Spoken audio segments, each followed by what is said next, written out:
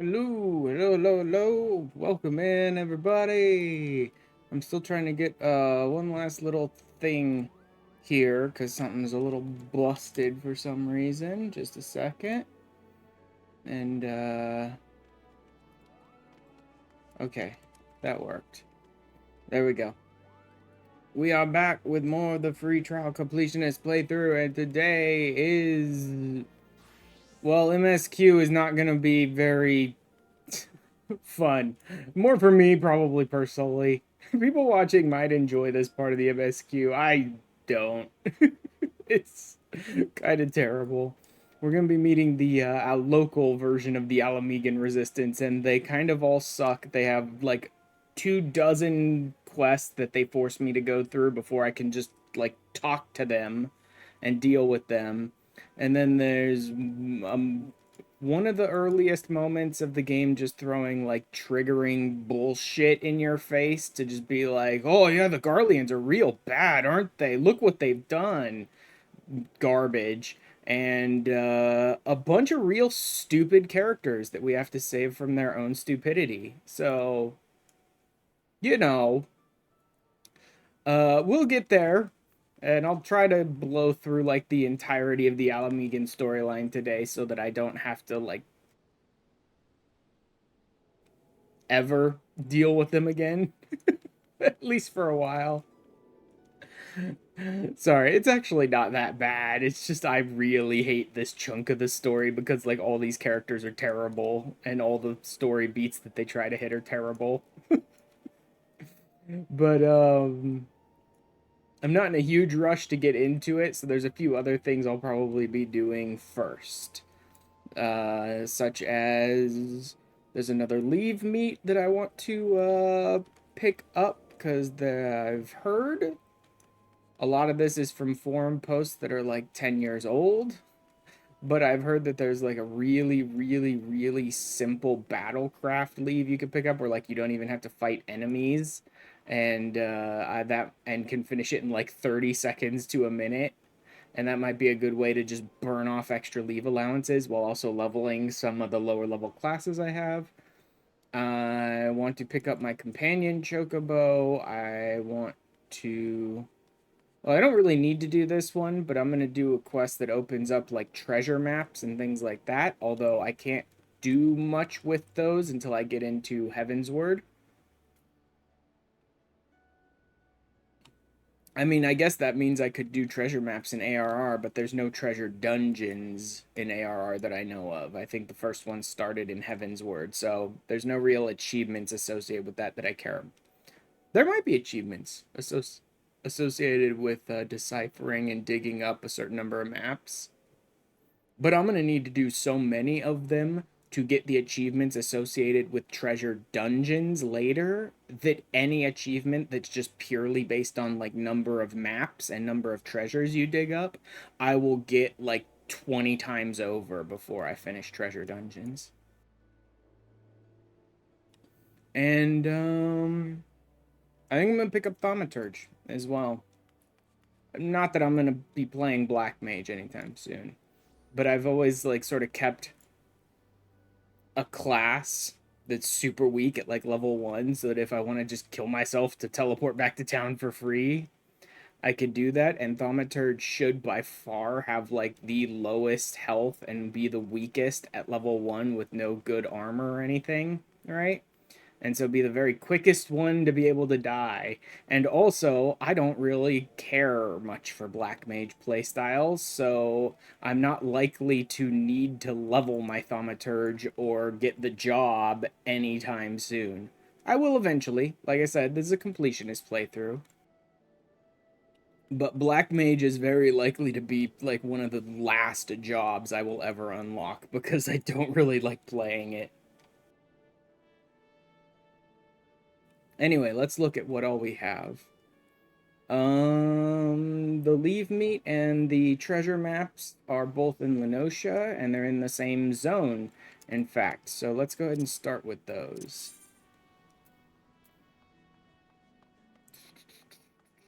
I'll start in Wineport, because I know the treasure map quest is there. I don't know exactly where this leave meat guy is. I assume he's the one in Costa del Sol, but I don't know that for sure.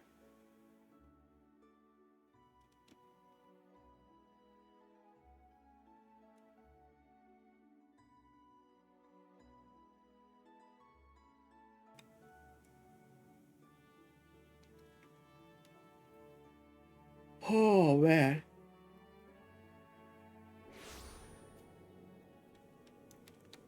Oh, well, there is a leave meat here. This is not the person that I'm trying to get the leaves from. Although maybe I should go ahead and do these leaves anyway. Just unlock them since I'm here anyway. My offer is contingent on blah, blah, blah. There you go. Cool.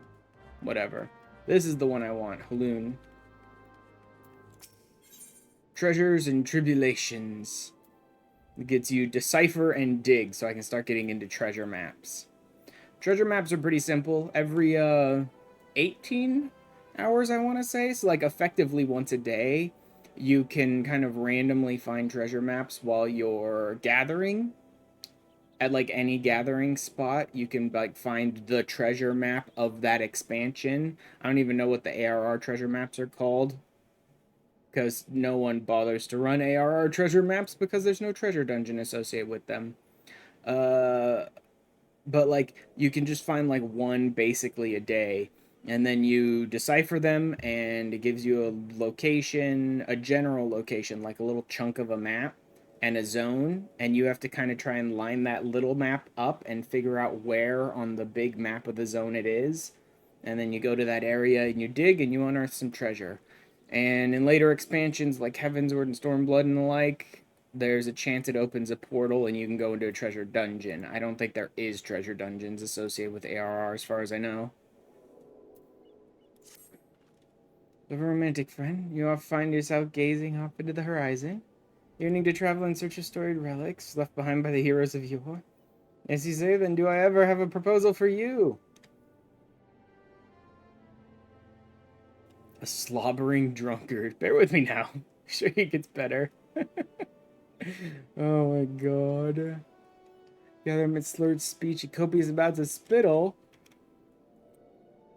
That is, at the tale of a treasure map he'd stumbled upon in his travels. God. Emptying my innards of some foul swill at the time, you see. Jesus, this woman. Puking up her guts and some dudes telling her about treasure maps. Sounded convincing. Well, mentioned striking out first light for Raincatcher Gully to visit a minor friend. Hunting for hidden riches set your heart aflutter. I reckon you might still find him there. Okie dokie then. Sure. Let me go ahead and look around here and see. Doesn't look like there's anything else. Okay. Nothing else in Wineport currently. I'm assuming the leave meat that I need for the leave I'm looking for is going to be the one over in Costa del Sol, which is fine. Oh, wow. I'm going to level up my Arcanist today. I did not realize it was that close. If this leave really is still as good as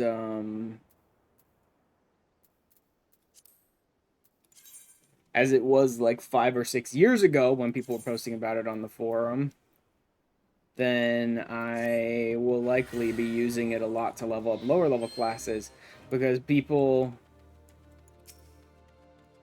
have like posted about like crazy on the forum that long ago, because of the fact that like you could complete the leave in about a minute and you would often like not even have to fight a single enemy to do it, which made it super quick, super easy to just like burn off extra leave allowances with.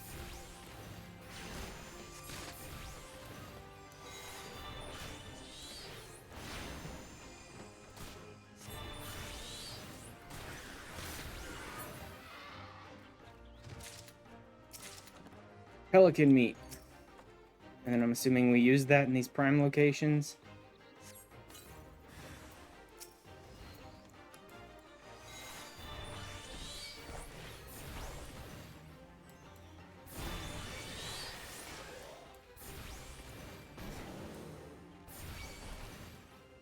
Well, maybe I shouldn't have bothered to crank it up 4 levels.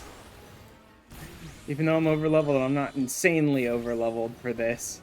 And my gear is kind of garbage at the moment. I do need to upgrade my gear again to sort of keep up with my Arcanist level.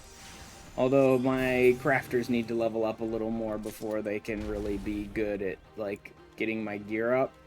Because they're behind my Arcanist, which means I can't really craft gear for my Arcanist with them. Not very well, at least.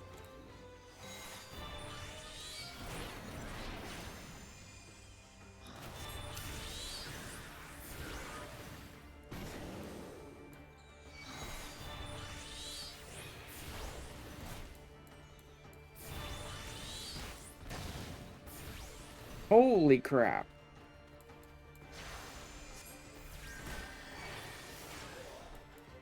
Alright then, let's go ahead and heal up. And turn that shield up a bit. Can't believe I'm using Physic, but whatever. Yeah, I definitely shouldn't have cranked this quite so high.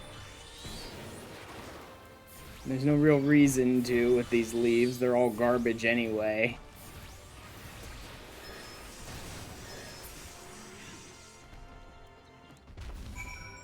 There we go. Trial Guild Leave. Difficulty and speed of completion. Definitely going to level up here. And pick up something I'm not going to use. Okay, cool. Self-confident, which is, well, if you desire additional guild leaves, I will not deny you. Drink whilst you work for all I care, as long as the client is satisfied, so am I. Thanks a lot. Well, mate, wonder was if this is the... Yeah, doesn't matter. None of that matters. Can I, tear this down? Yes, I can. Cool. Decent. Can you decent potions of... No, you can't. Okay. I should sell those, and those, and those. Is there a merchant around here somewhere?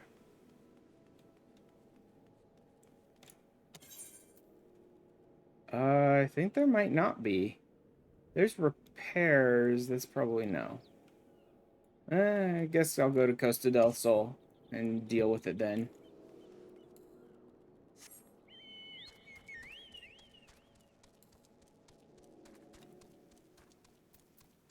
Oh, yes. I should keep the XP bonuses rolling at all times. Even if it's not a huge amount, still, it's good. Once I can unlock squadrons, that'll be better. Although not right when I unlock squadrons. It's actually I need to unlock squadrons, and then I need to get deep enough into squadrons that I can start running missions with them that will get me XP buffing scrolls. Those will be useful. And treasures. Another Gilcray's greenhorn reeled in by Eldwin's tails. That's the doddering fool's name. Mind you, I've not known him to limit his consumption to any one type of brew. The other day I did clutch some tattered piss yellow parchment like it was made of solid mithril. This is my ticket to fortune, he blabbered. Oh my god. Stumbling out the tavern doors. Thinking of going there, are ya? May as well. In Upper Lenosha. Okay. Not going there yet. You know what? I don't even care about hitting up the ferry there. I'll just teleport across. Pick up the leaves of Costa del Sol. Because if it was a wine port, then I'm guessing it's Costa del Sol. Actually, I kind of figured it would be Costa del Sol the whole time, but, eh.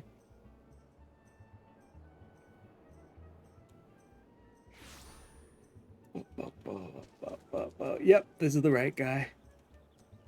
And there's a merchant.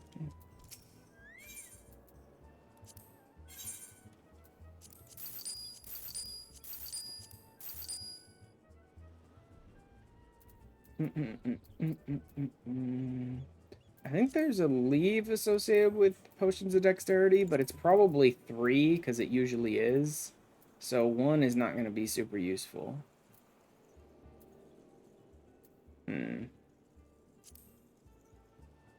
There's still a couple things I can't break down. Not gonna need that. There are a couple things with coral. I'm not gonna need any of these like ones that I picked up, because my guess is I grabbed them in order to unlock certain areas or whatever. Or to unlock certain gathering log bits. One harbor herring is worthless.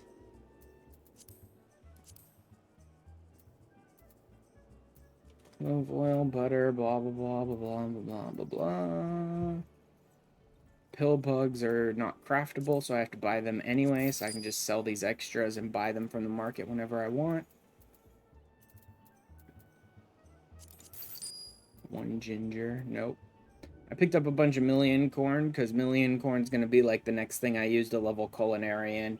It's like the next recipe up that you only need million corn, and that's it to craft a single item. So those are rare culinarian recipes that you're like, I just need one item to craft this. So using like one of them every 10 levels or so to like level it up is useful. Wormback, goo, antelope. I don't know about holding on to any of these horns. Get rid of that branch. Get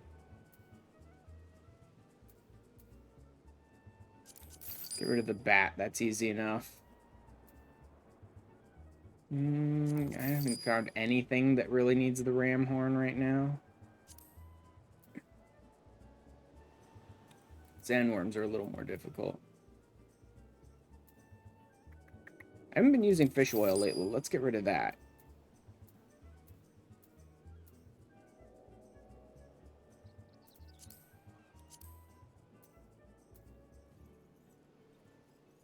I haven't been using hemp in a long time. I'm kind of past that crafting-wise. Let's at least get rid of the normal quality ones.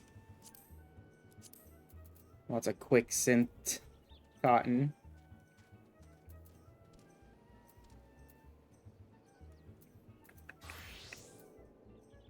Single logs and double logs are kind of worthless to me.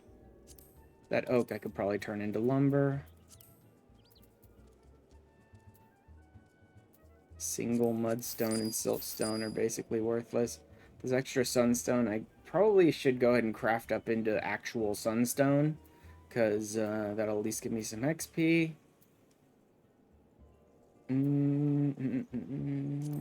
Get rid of the normal quality bronze. And copper and brass are easy enough. Copper, tin, zinc, all that stuff is easy to get a hold of.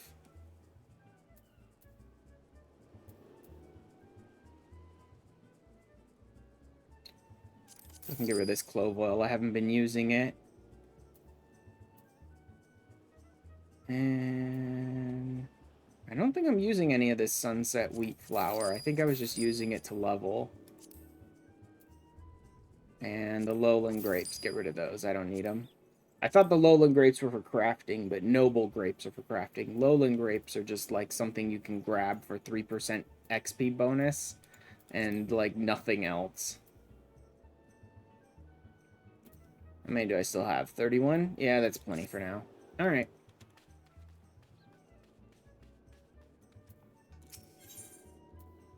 Leaves of Costa del Sol. Nakhtar. Representative of the Adventurers Guild. Capable adventurers, the tasks will field work immediately, but I'm required to assess your suitability. Take a good look at this leave. Underfoot. I won't bother cranking this leave up in difficulty.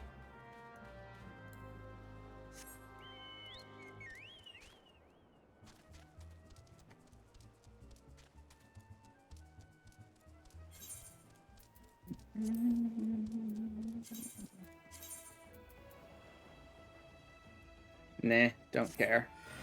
In fact, I'll put it way below my level, because who cares? Current level and leave quest recommended level is too great. Continue and you will suffer an experience point penalty. I wonder if that works in the opposite direction, too. Like, even if I do find a leave that's like, you don't even need to fight enemies to finish this leave, right? I wonder if the game will be, like, You are not going to be gaining any XP because your level is way too low to the level of this leave.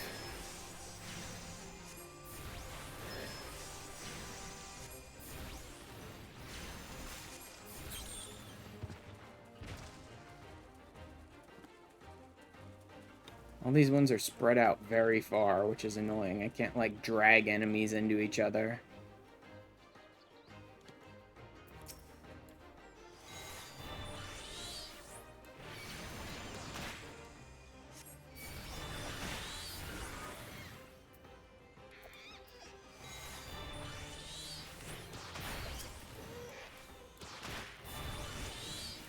Freaking flying sardine. I love that skill. It's so stupid.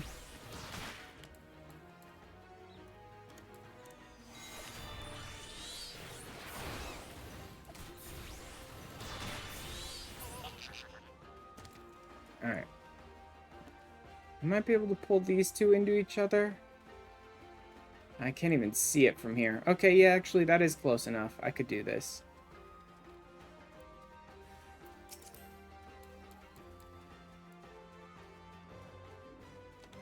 There we go. Unsettling presence.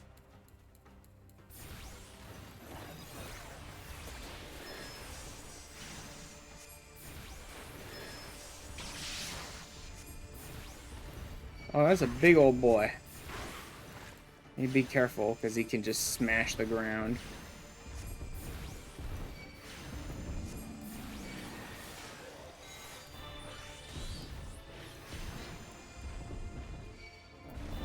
Dang it. I always screw that ruby one up, man, because of the fact that it has a longer cast time than, like, any other hard cast. I always end up making that one run too long. And, like, sliding out of that one before it's actually ready to slide cast. Got some buffalo sirloin. I don't think that matters, though.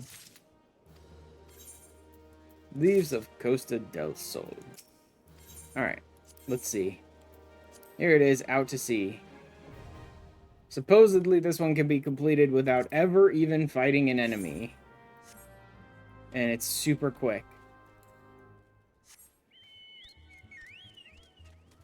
Let's go ahead and start the clock there. That was like 27 minutes and about 20 seconds into my stream. Let's see how long this takes.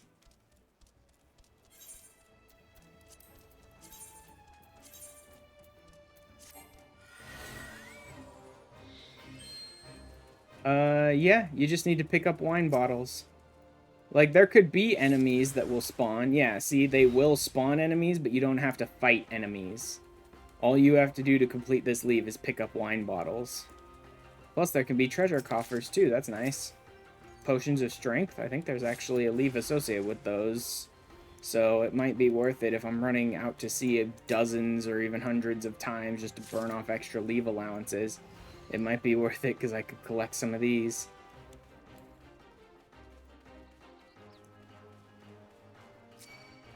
Okay, so the fact that they keep spawning enemies is a little annoying. It means I have to sort of run around. I can't just summon my mount and run around that way.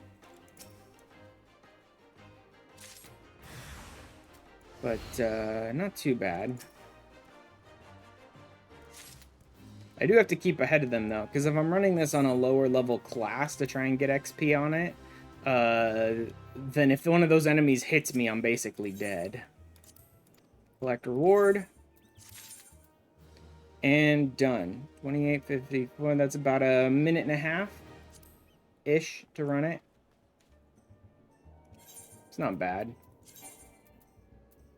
Yeah, I definitely need to upgrade my Arcanist pretty soon.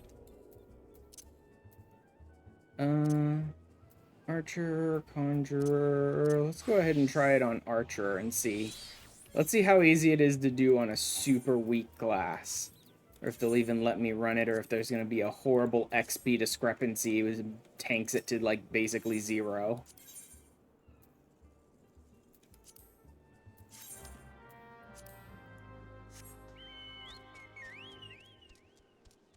Like I said, since it's like such a high level leave and I don't have to fight any enemies to do it, it seems like it'd be great for leveling lower level classes. crank that difficulty up.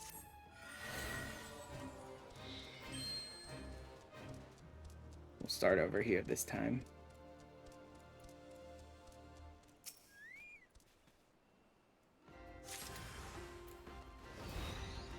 Ooh, gonna have to move. Hi, bye. See you later.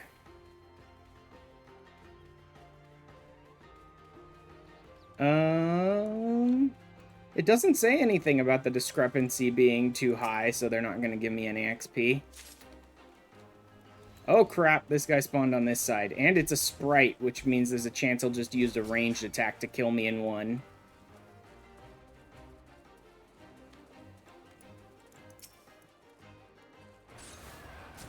Crap! There goes his ranged attack. I need to get him to despawn already, please. Thank you. Whew.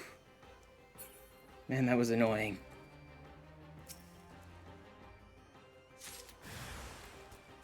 Run, run, run, run, run! These guys should only have melee attacks. So you need to be a little more careful, I guess. You need to be a little careful when running it on like a level 1 class, but hey. 160, 450, yeah, no. That's leveled to my level. that's definitely not good XP. They definitely went, oh, you're level 1? Here, have this. I mean, still, it's a good way to take lower level classes and kind of rank them up as I go by running a leave that's sort of leveled to my level, right? It should give me pretty good XP along the way. But, let's go ahead and throw an actual potion on there, please, and thank you. It's not a great leave to, like, over level, at least. I mean, you know what I mean? It's a fine leave to like, build my levels up on, but it's not like running this high-level leave is going to give me way more experience than I deserve. It's gonna, like, level the experience to my level.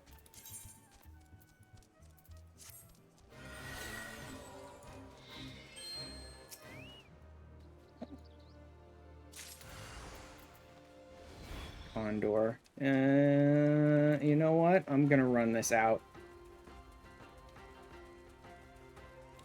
I don't want to do that wine bottle. It's a little too close for my taste. That Condor might get, like, an AoE attack on me. A Snipper, I should be okay as long as I run this quickly.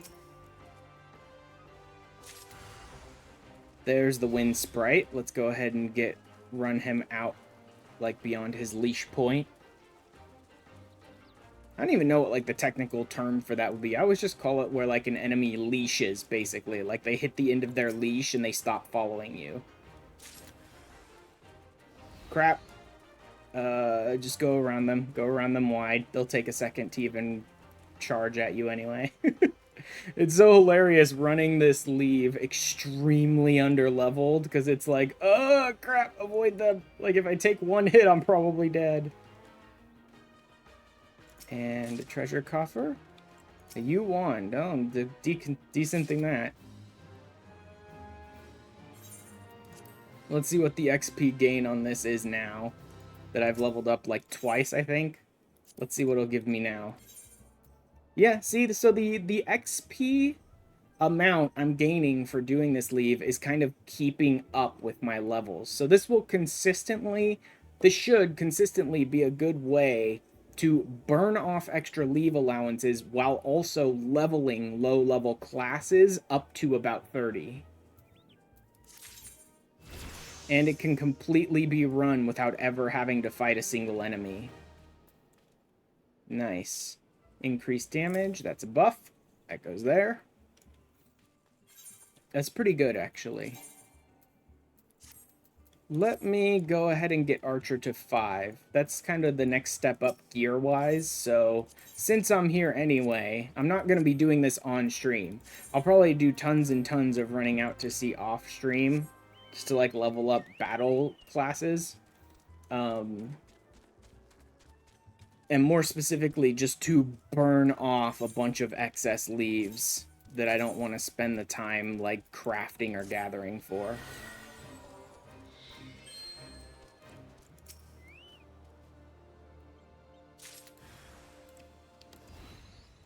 Yep, can't. Sorry, nope, you can't.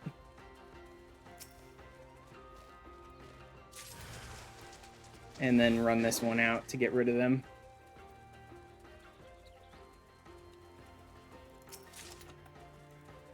Potion of Mind. I don't even know if the Snipper dude is going to catch up to me, but it doesn't matter. He's already far enough away that it doesn't matter. This wind sprite could be a little annoying given where it is. Maybe I should save my sprint for the whenever I get the one with the wind sprite. Just so I can make sure to just bolt way past him.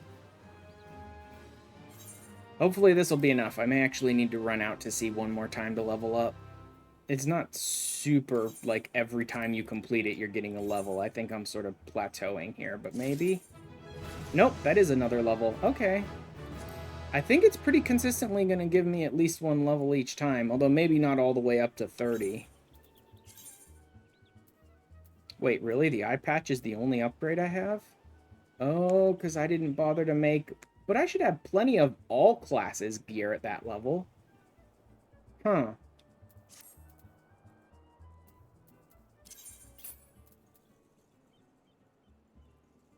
All classes, int in mind, 11, 20. Okay, yeah, it's because it's int in mind. The game isn't giving it to me because it's like int in mind gear, no one cares, kind of thing. Let's see if I can make anything super quickly and easily.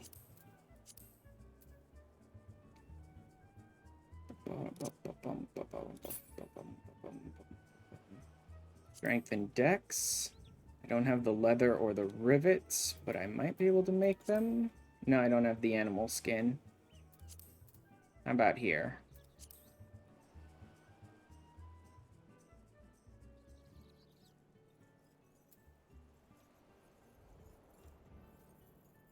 At this low level, I think all of the Weaver stuff is meant for casters. Int in mind. Strength and dex. Well, there you go. There's some strength and dex. At level 5.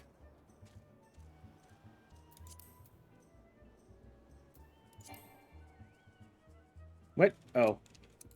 I hate that so much, man. So annoying.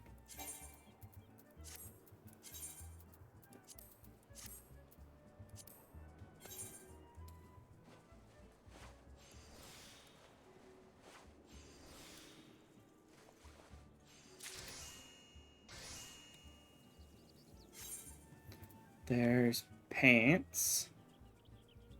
Int and mind. Strength and dex 5. Ugh, I don't have the leather for it. Oh well.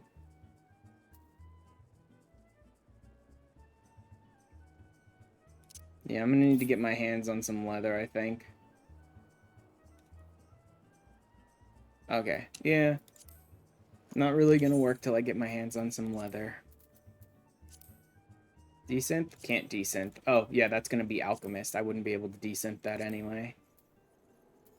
Okay, leave it for now.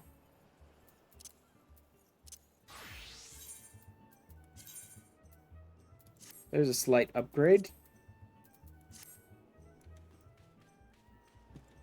Alright. That is the leave.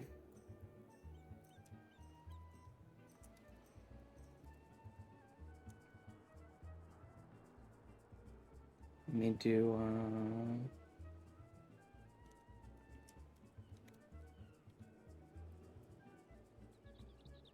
remove that. And I started Treasure and Tribulation, but I need to go up to Upper Lenosha to finish it.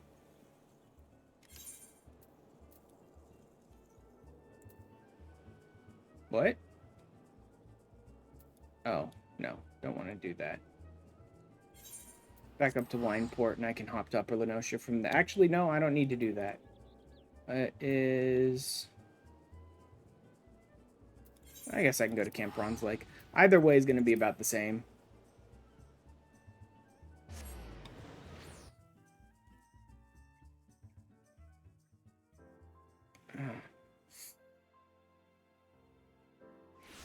Fuck, I think I pinched a nerve in my finger. Ow. Dang.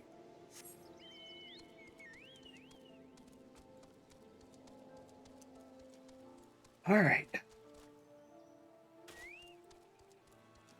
Come on now, give me the ability to do treasure maps. Although I don't, like I said, I don't think there's going to be anything interesting in the treasure maps during ARR.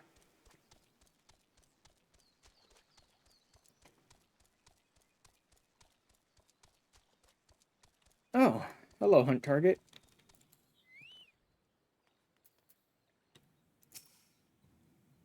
Ghost there. Oh god, he's drunk. Well, Eldwin big dig for buried treasures. You know, if I just find by myself. The beauty over there. God. My vast riches. Honor of opening my latest discovery. One precious moment you can walk in the shoes of Eldwin, treasure hunter extraordinaire. You know, I'm pretty sure most players have done a lot more treasure hunting than this guy ever will. Because once it comes up, most players will be running maps like multiple times a week and just do like dozen of them at a time. There should be enemies. Yep, there they are. 36? Oof. I mean, I'm good, but like, it was surprising just how strong these enemies are.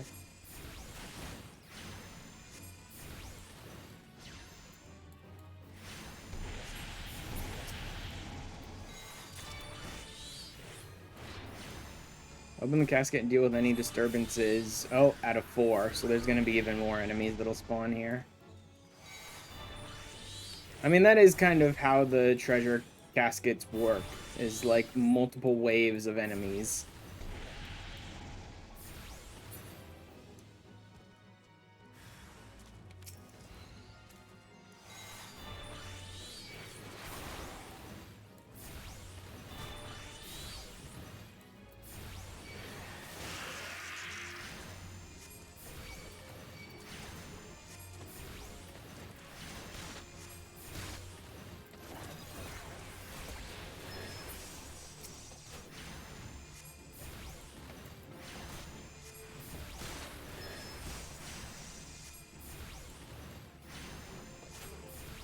Come on, you stupid chicken.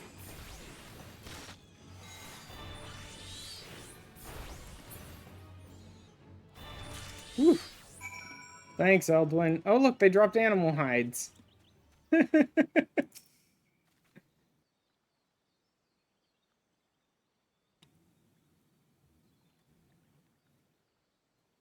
Ooh, long interact. Come on. Huzzah! It's open. Tattered coin purse and a broken bottle. Thanks, buddy. It's really useful to me. Where did those nasty buggers come from? They always show up when you open treasure chests. Trusty pickaxe with me, I split their skulls clean in two. Things go anyway. God. A pittance of coins and a broken bottle. Great, bud. Really good treasure map you got there. Dinosaurs with a hash. Has to offer. The drowning wench to push Grinch Struthers, and he ain't seen nothing like great fire guts, bud. It's a trap, that's what it was. Uh-huh. Shattered this here bottle, and this foul slop poured out, luring them nasty buggers with its stink. Told you to be more careful. The old Eldwood did the dirty work. What a jackass. Gave me everything. I got more last time. I sold me undergarments for Grog Muddy. Just take it and go, idiot. Gotta go out and search a bigger and better treasure. Oh, crap. Wow!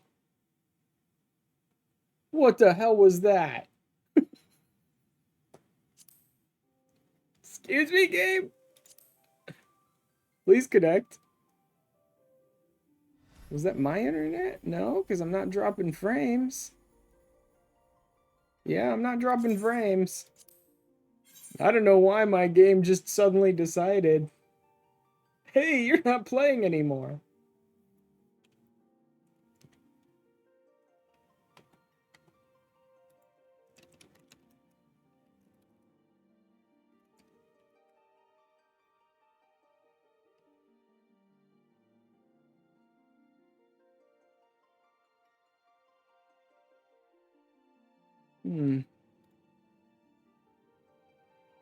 Yeah, communication issue between your computer and the server, which shouldn't be on my end.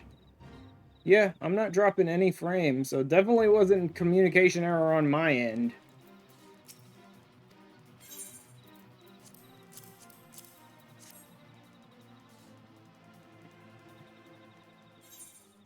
Skip. Okay, gain decipher and dig now. Just straight up skip it so that the dude doesn't, like, crash my game again. Deciphering time worn maps. Using a general action decipher, you can examine the time worn map.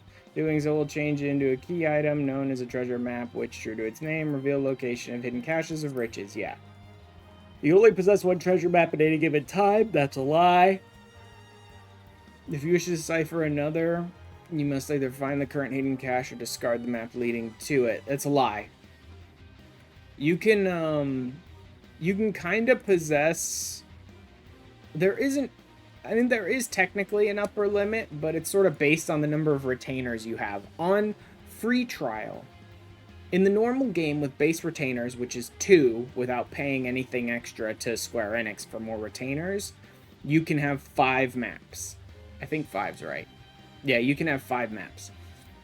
Here on free trial, where I have no retainers, I can have 3 maps at a time. You gather a map, and then you decipher it, or you gather a bottle, and then you decipher it so it turns into a map.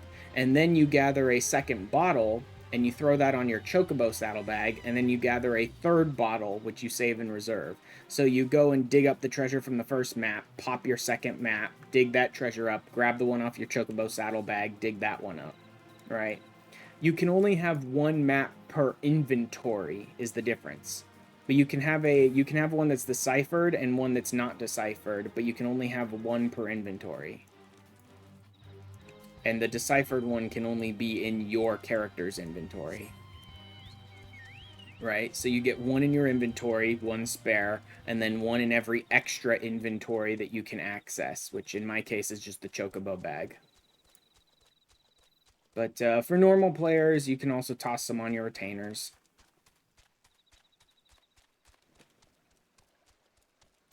Although that doesn't really help much.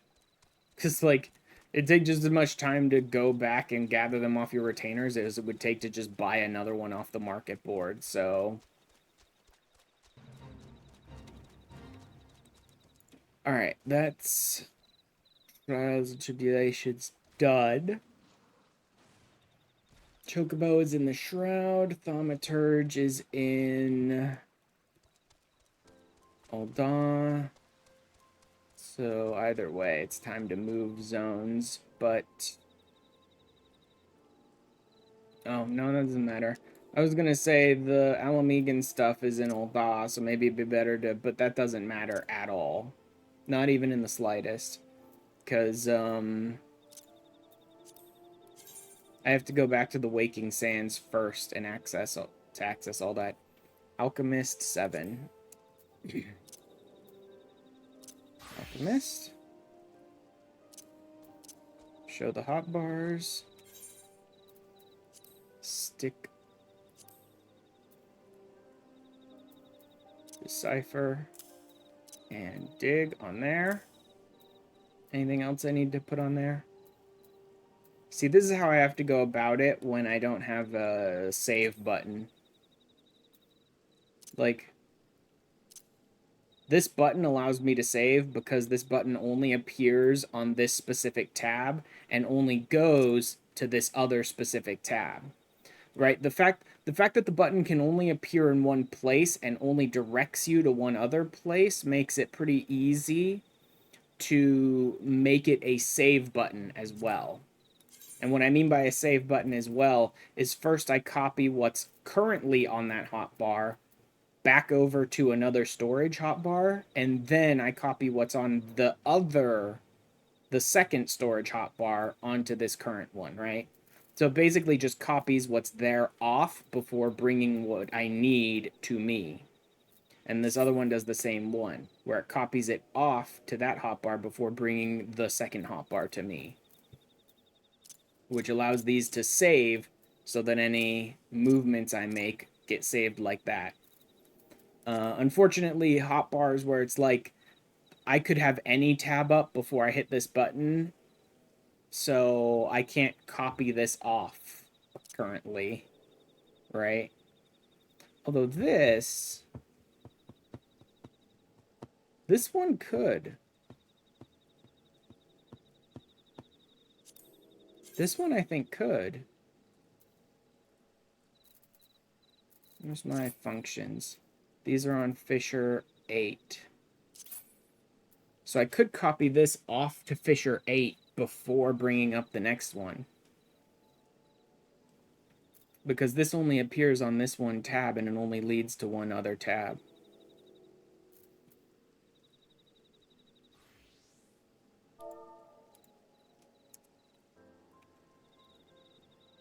Hotbar copy. Share 9. So that's, I'm telling it to copy what's currently on the shared hotbar 9, which is what this entire menu that I've built in the game is using hotbar 10 and hotbar 9 for this menu here. And they're both shared. So take what's on share 9 and copy it off to Fisher 8, did I say it was? Fisher 8, okay.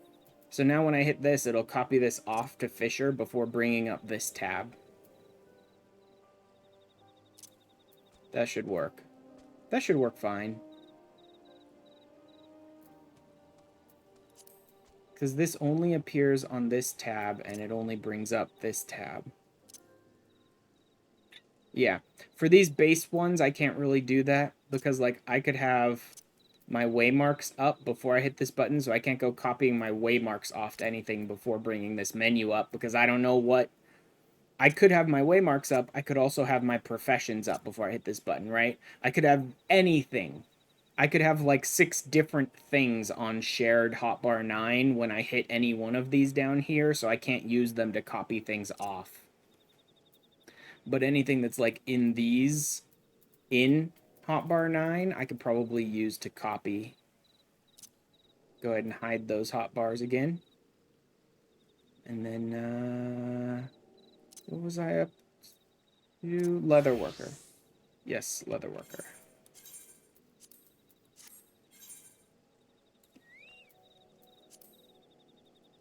Oh no, that's animal skin. Damn it. Unfortunately, I was picking up hide. I don't need the hide. Although... yeah, no, that uses normal leather as well. That's 10. Yeah, no. Nope, nope, nope, nope. Hard leather tends to be used for about level 10 or higher type gear. What I need is more of the animal skin. Alright. What's going to be cheaper here? Ul'dah and South Shroud are both the places I need to go. 479, that's 264.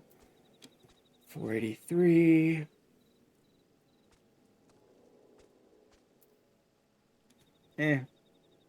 Doesn't matter too much. Let's do...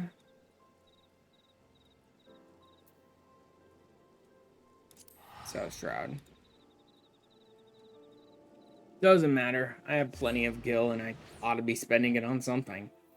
Yeah, I want to go get my companion chocobo. That one's going to take me to Bent Branch eventually, I believe, though, so we'll see. Yeah, I finally found this one. Like, I was wondering why I kept not finding this one, and then I ended up finally finding this one way out here in the freaking lower paths of South Shroud. It's like, why does it start here? My feisty little chocobo. Unmistakable smell of chocobo clings to you, adventurer. Assuming you have your own trusty steed. Is your bird battle trained? If not, you might consider seeking the advice of Luculot over at Bent Branch. The guardian native is something of a prodigy in all matters concerning our fine feathered friends. Should be able to help you attain greater affinity with your bird.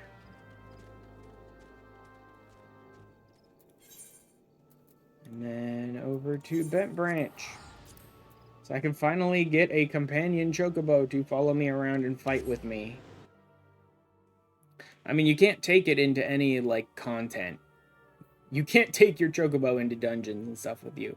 But as long as you're out on the overworld area, you can have your chocobo fight alongside you all the time. And it's good to unlock it, like, as early as I can, which this is almost as early as I possibly could. So this is good. Because the more it fights with you, the more it levels up to max level of like 20, which is good and all. But there's also one of the best ways to level it up is by completing certain challenge log challenges, which is a weekly reset thing. So unlocking it early and then getting those challenge logs every single week with it is nice. Adventurers, there's something you need. Have your chocobo trained in combat is no small request. Riding your bird is one thing, asking it to take hurts in your name is quite another. I'll help train your chocobo, but on the promise that you will never unduly expose it to danger. Do I have your word?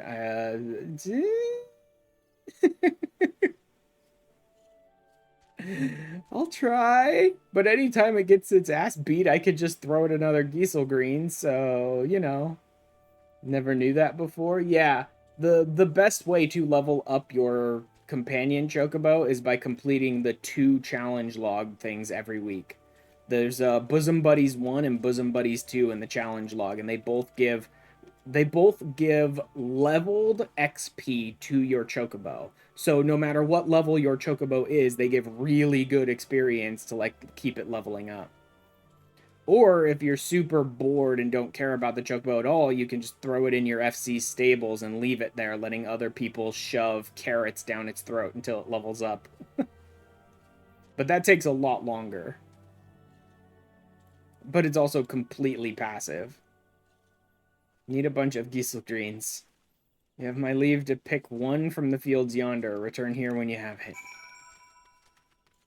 One from the fields. Wonder where you get the normal Greens. I always just bought them. I assume you could gather them somewhere, though. You leveled it to 11 the hard way. I mean, there are some people that will just fight and fight and fight and fight and fight alongside their chocobo. And it works. But, like, if you don't want to just spend hours and hours fighting alongside the chocobo constantly, getting tiny amounts of XP and, like, fate grinding or something, then just doing the challenge log each week is super simple. Like, one of them, you have to fight 10 enemies alongside your chocobo, and the other one, you have to fight, like, 100 enemies alongside your chocobo. So any given week, you just knock out 100 enemies with your chocobo summoned, and it's like, boom, there's your 2 challenge logs done.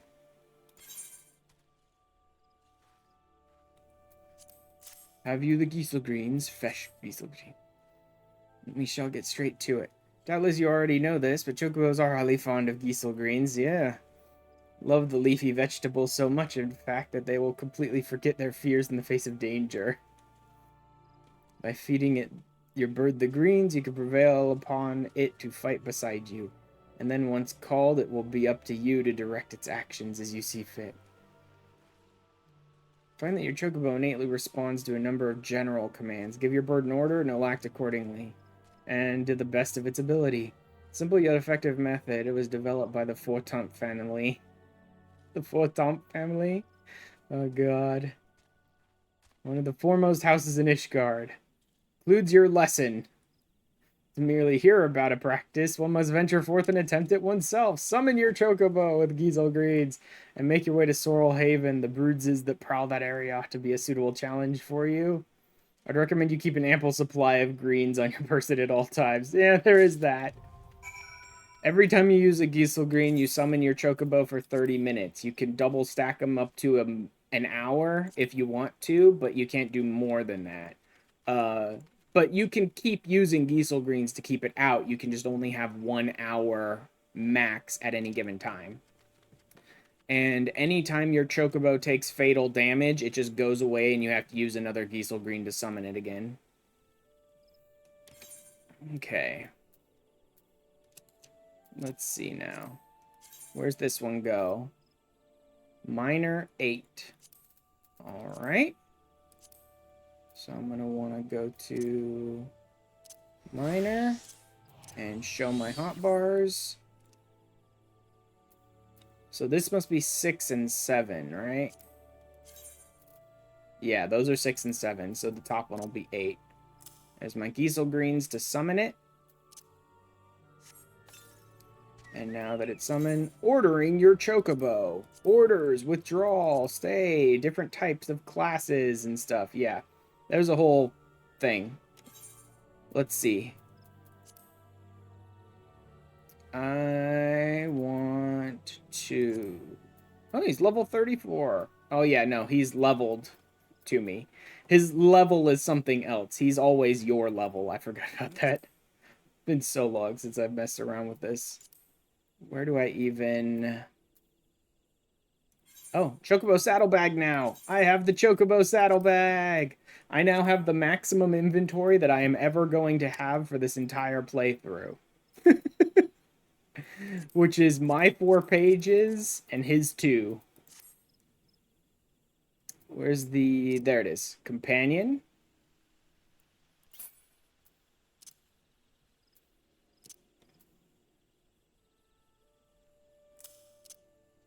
I'll go ahead and move that there. Wait, no. I don't want to do it there. I want to do it up here. That one won't save it. Moving it down on my shared hotbar won't save it. I need to put it on the actual hotbar. And then his stances will be free, attack, defend, and heal. And then follow and withdraw. Now, I have all of my companion control right here. And if I bring him up, see, he's rank 0. His rank is what goes up when you level him up. He always, your companion chocobo is always going to be level synced to your character's level, like combat stat wise, but the rank goes up as you go up, and it's very useful to have the rank go up because they can learn skills when their rank go up in each different category, right? So it could be like a DPS, a healer, or a tank. It's not a very good tank. I'm sorry to say, but Companion Chocobo is never going to be a very good tank because they're not very good at grabbing and holding aggro, which is like the prime point of being a tank.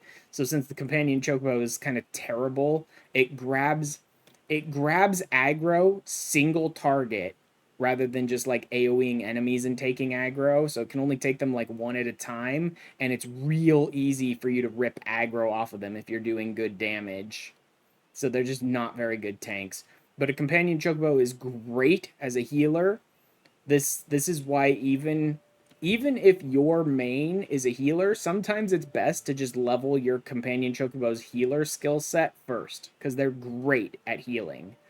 And as an attacker, they're pretty good as well. You'll eventually get enough stat points, skill points, as you rank them up to 20 to unlock every single one of these skills. But, like, by and far, if you want my advice, don't bother wasting any points on Defender until much later. I mean, they get some things that will help. They do. They get, like, better strength, better HP, right? Better accuracy. And I think these traits are passive and they're enabled no matter which role they're currently running. I think anything that is a base stat boost is active whether they're that role or not. But don't quote me on that. I'm not certain of that. But see, so there's a number of passives on Defender that are nice, but like any of the active stuff, like I said, they're just not good tanks.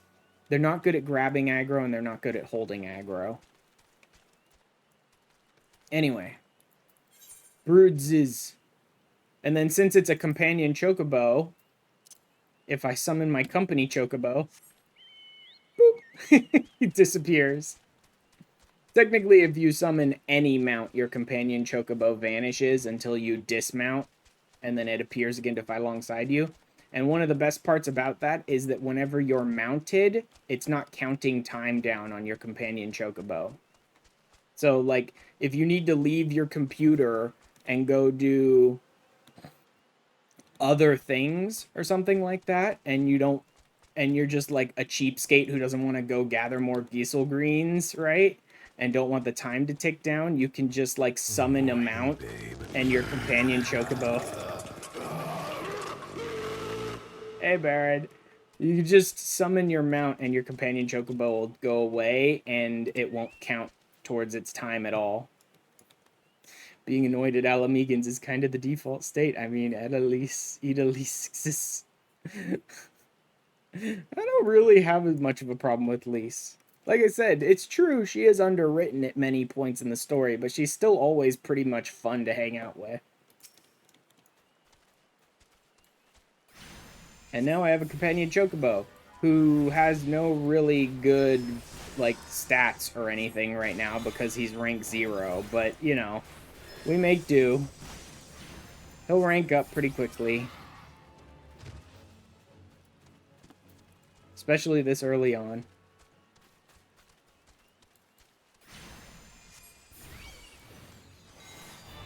But having him be able to go out there and just, like, kick the crap out of my enemies for me is always nice.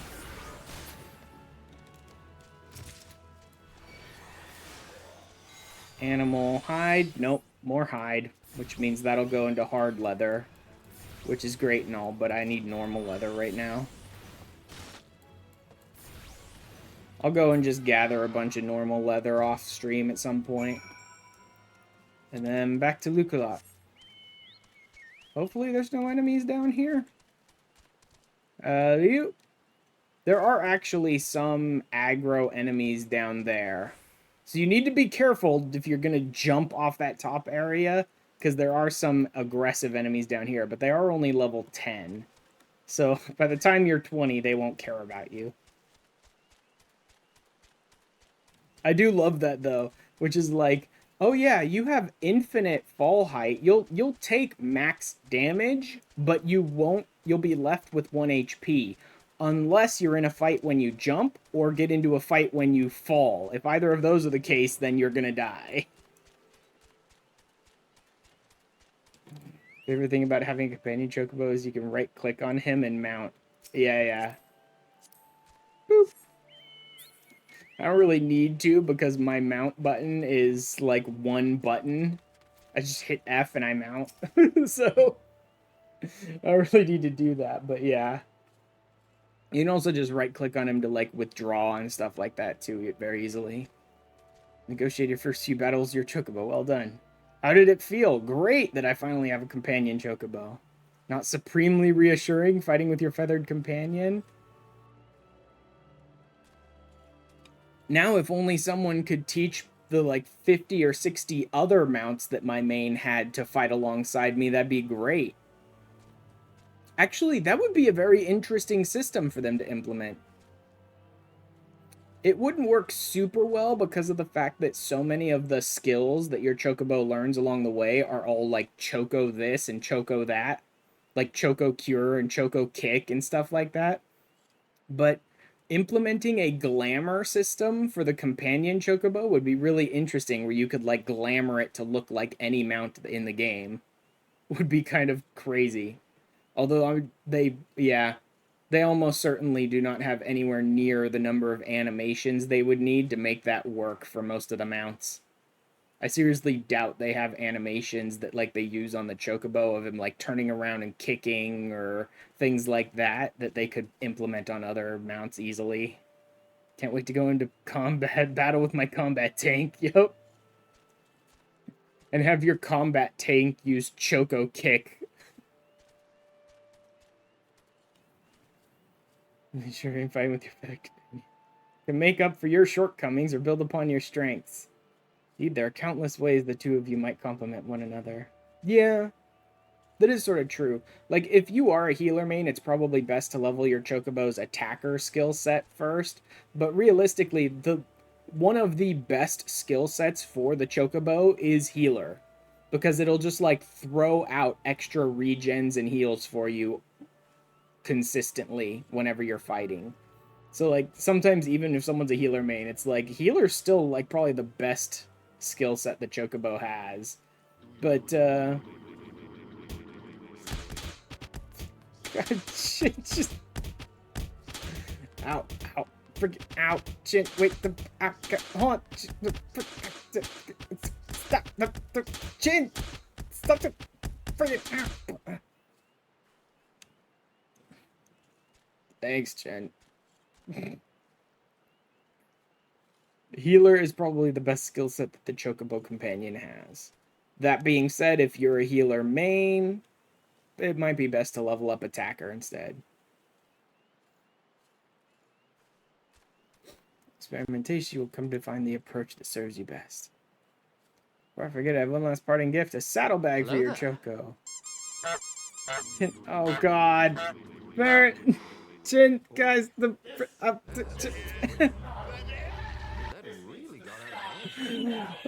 my god, guys.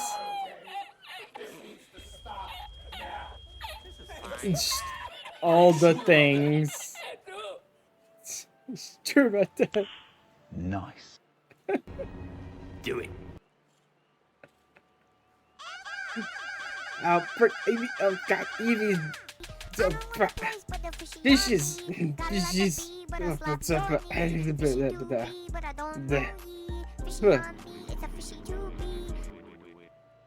No, I don't know the way. My brain has been very badly damaged in the last couple minutes for some reason. Not sure why. Bye.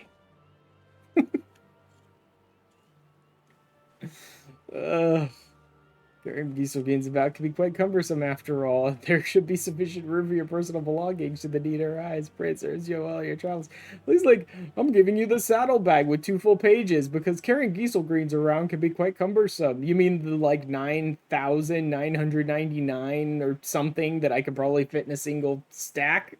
Yeah, sure. Very cumbersome. But thank you for the saddlebag.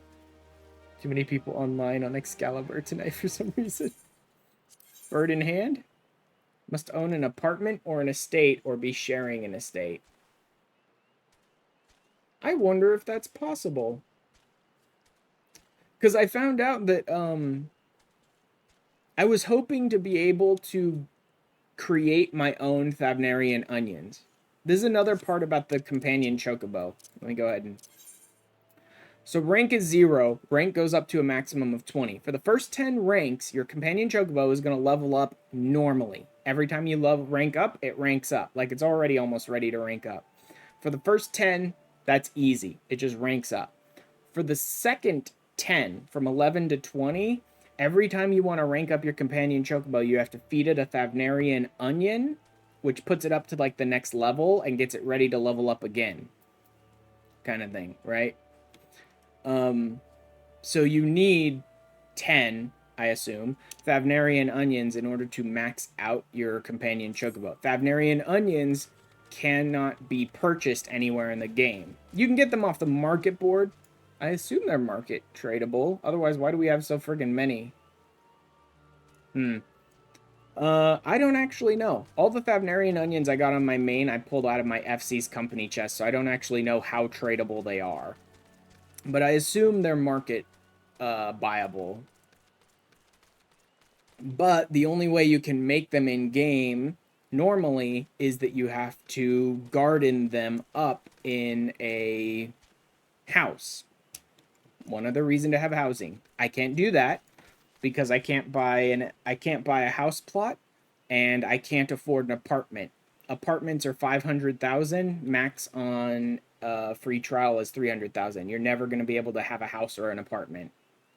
They're like 3 or 4 different crossbreeding there. 100k plus. Yeah. So I don't have a means normally to garden, but in looking that up to be like, well, I'd really like to do this myself since this is a free trial completionist thing. You can't farm with an apartment. Can you not? I thought there were apartment level like planter boxes you could use. You may not be able to crossbreed with an apartment, but I thought there were indoor planters. They might not be big enough for crossbreeding, but they might let you at least grow plants. Anyway, doesn't matter. Can't get an apartment anyway, even if I could. I was looking it up and being like, I'd like to do this myself if possible, since it's a completionist thing, and realized that there is, in fact, a way to do it. If you have a friend and your friend has housing, you don't actually have to be part of the FC or anything like that to do any of the housing stuff. Your friend can give you like permission to like garden in their house or on their land if they want to. That is doable. So I'll probably just like ask if someone in my FC can give me permission to use the gardens or something. The furnishing allows players to grow the exact same plants and crops as those in garden plots indoors, referring to the flower pots. Either way, I wouldn't be able to. You can't get enough money on free trial to buy an apartment. But yeah, so technically there would be a way for me to go ahead and do it. And Chin is right. The act of creating Thavnarian onions is friggin' crazy because you have to crossbreed plants like 4 different times in order to get the Thavnarian onions. But I'm willing to do it. If I can get someone, a friend or someone in my FC or whatever to like give me permission to garden on their land, right? And just like set up a little plot for me that I can use for crossbreeding and stuff, then I'll end up doing that eventually. I don't need to for a while though. It's going to take a while before my companion chocobo even hits a point where I need the Thavnarian onions, like I said, because he can go all the way up through 10 just normally. And I think I was planning to talk about something else, but I've completely forgot it now. No, not remove. I want to, let's do it this way then. No items to display. So you can't...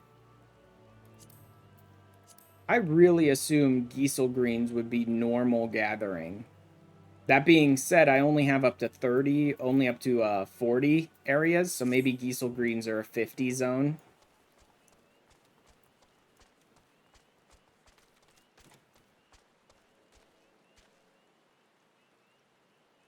You go buy a new flat bar blade. Lost your drywall 3-inch knife on some job. Plus your foam gun, they're like 40 bucks. Ugh. Okay, that takes care of companion chocobo. The last thing I wanted to do before I move on to MSQ was thaumaturge. I need a job that can let me die even faster than my marauder. I still love that that's like the reasoning behind me picking up some of these early game classes. It's not like, oh yeah, I'm gonna level this class and I'm gonna play it a lot and I'm gonna get the job and I'm gonna play that. It's like, no, I need a weak level 1 class that I can die even faster on. Class should I do the 3rd dungeon as? I have the option of Reaper, Red Mage, Picto, Viper, Dancer, or Paladin. I mean, you know how I am. I'd probably say Viper because it's the box art job, but I have no idea what the 3rd dungeon is like, so...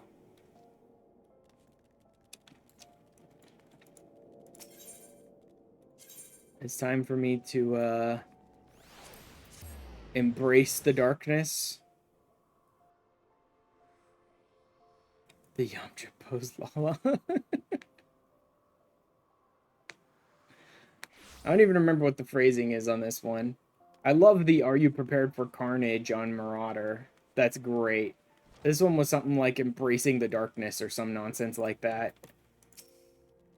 Or plumb the depths of the darkness, or whatever. Explore the something. It's something dark, dark, darkity, dark, dark. Like, that's what Thaumaturge is. It's always, are you darkity dark to the dark of the dark dark?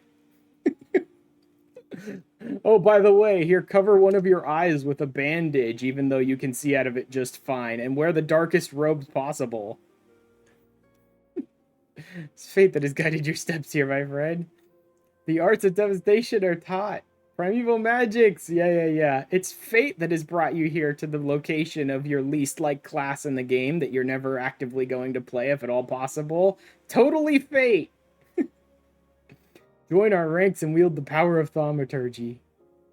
Seize this moment. Truly was no other answer, was there? Lean closer now and I shall whisper to you the thaumaturgy's beginnings. I don't give a crap. Like, skip. I don't care about thaumaturgy's beginnings. All I know is Shitoto and Mach. That's Black Mage beginnings more than thaumaturgy, but whatever. Time to go hang out with these idiot brothers. These idiot Chunibyo brothers.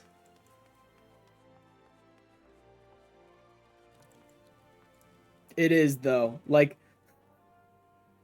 from even, like, the lore of the class, Thaumaturge is, like, the most Chunibyo nonsense garbage class in the game. Everyone thinks they're so cool and so dark and so edgy, and this class is the best and the worst. Oh, false teeth, man. Did your mother never tell you to startle a thaumaturge? Not to startle a thaumaturge? The expectant face, Coco Vigo. This gentleman is obviously a new applicant for the guild, seeking audience with our eldest brother. She recite the 307 verses of the funerary rites of the virtuous fall, and the simple task of keeping our name straight seems ever beyond her grasp.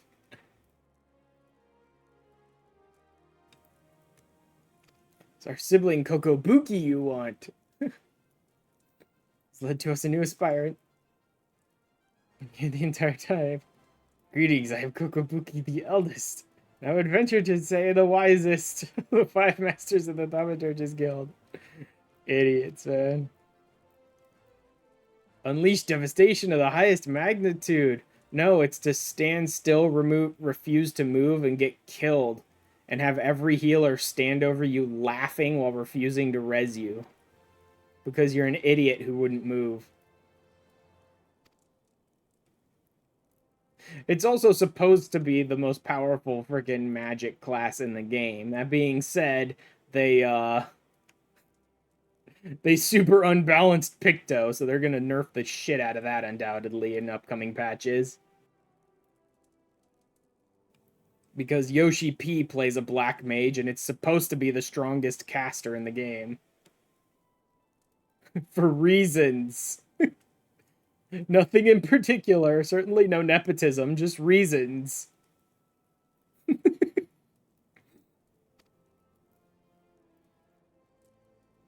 Such power has a price.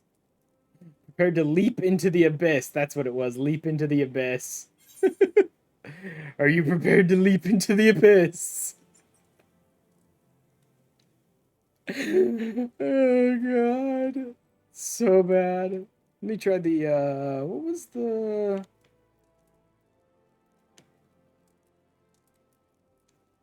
No? No.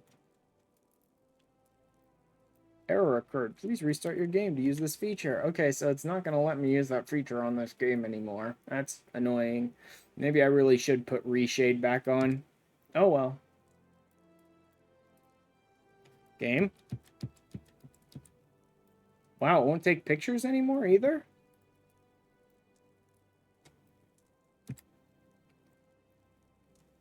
Oh yeah, I can't bring that up. Wow, I can't take a screenshot here. Oh well, we're doing it the hard way then.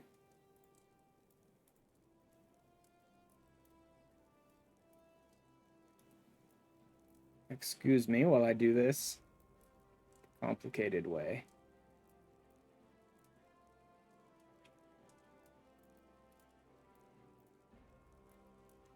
Yep, that'll work.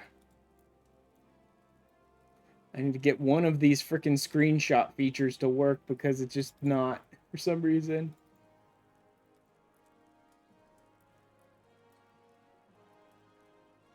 Let me see. Today would be 2024. Today is July 24th, 07. 24. And it's 1:52, so that'd be 13:52.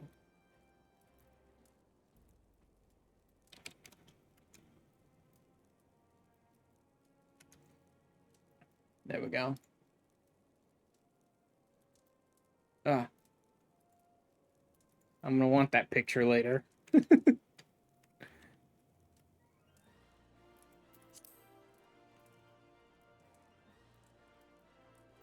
I definitely need to get a way to make that, like, work better then.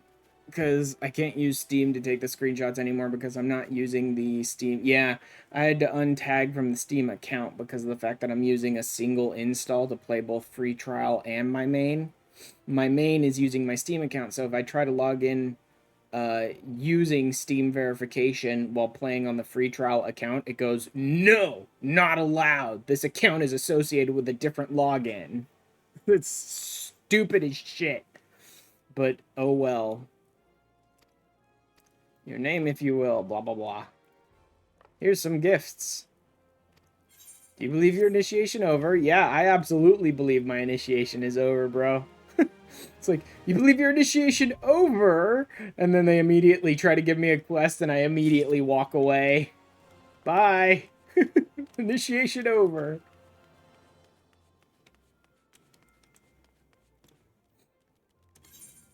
Alright.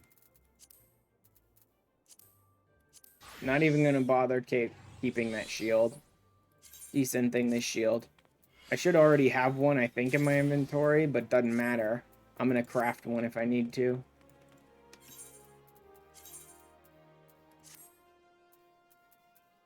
And then create a thaumaturge. And then drop him here and save him. There we go. Specified main arm was missing from your armory chest. Oof. Oh, did I dump my staff or cane or whatever and never bother to make another one? Oh, that's bad. I have to craft one of those at some point. Stupid fire danger sign very high. There's smoke in the air. Something is already burning.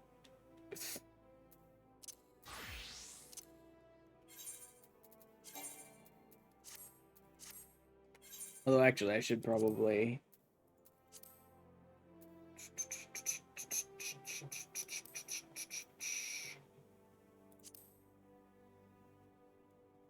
Growth formula alpha. Ugh. Yeah, I don't have any of that crap. Not happening. Alchemist. Also growth formula alpha. I'll do this on my own time then. That is thaumaturge out of the way. I think that's all the side stuff I was looking to do this week.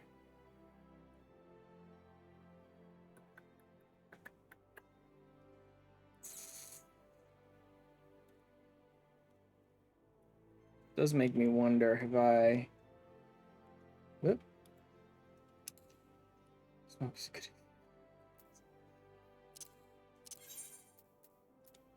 Have I done my recent gold saucer stuff? I can't even think about whether I picked up, like, my jumbo cactpot.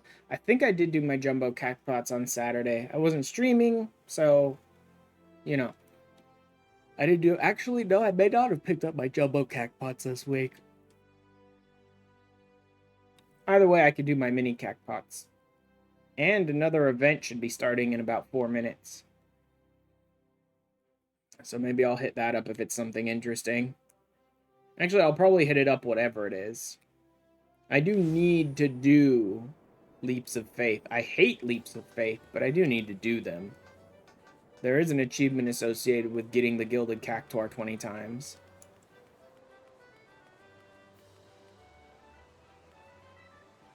Come on. Load in. I believe in you. I think you can do the thing game. There you go. Mini cactpots. I absolutely do not do my mini cactpots daily. You can do them daily. I don't. I do them like whenever I log in. I try to do them on days that I'm logged in, which is a few times a week. 1, 2, 3. Yes, 1, 2, 3. At least I got a single 10K this week. Maybe a double? Nope.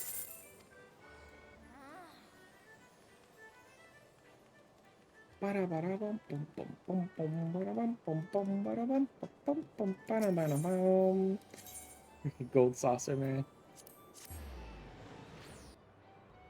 I do need to do more like Chocobo racing and then get into Lord of Verminion. Though Lord of Verminion, I'm not in a rush to.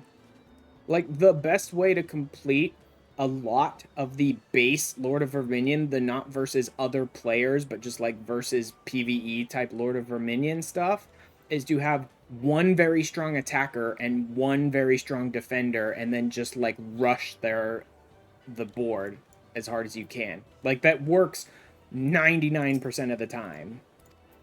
Right? Okay, so I did do this last week's a rank 4 or 5 chocobo bred, but I accidentally retired it before it was ready, so I couldn't breed it. So upset I haven't chocobo raced since. You should only be one stage behind. If you have kept your retired chocobo certificates and your covering certificates, you should only be one chocobo behind. You shouldn't have to start all over.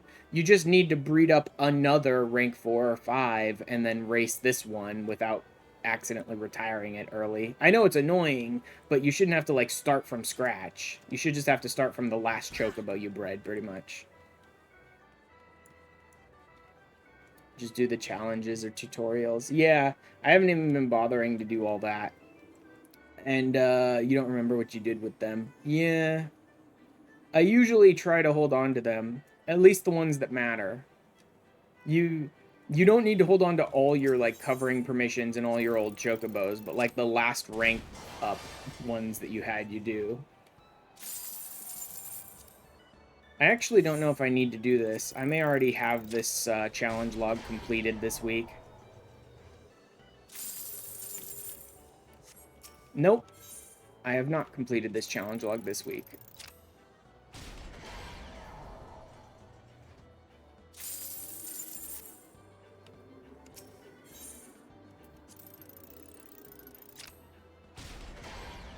I always end up using Kuffaker. It's like the only mini game that I'm any good at, and I kind of hate the other ones, so I don't bother to use them at all for like the weekly challenge log. You only need to do like 4 or 5 or 6 hits in order to finish the 2 challenge logs for the mini games each week, so it's real quick and easy. From small things. There we go. That's both of them. And now, Air Force One.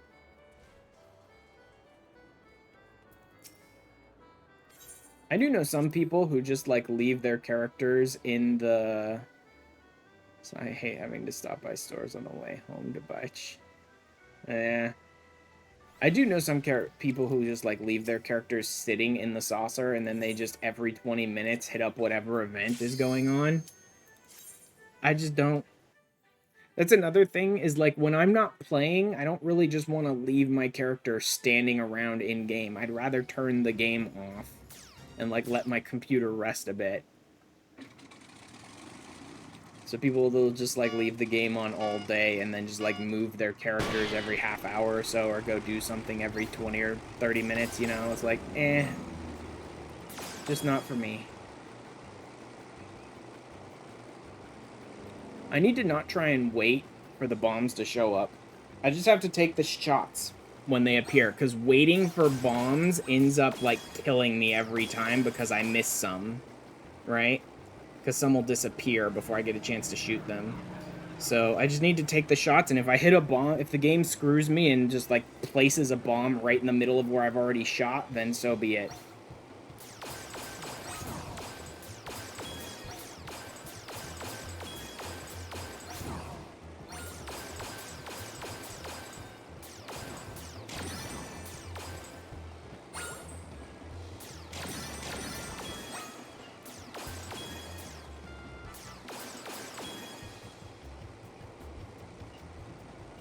I can't even tell if I hit any bombs.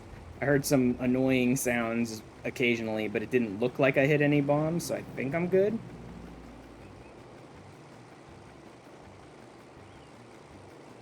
It's that sound when the bombs appear as well, which is annoying.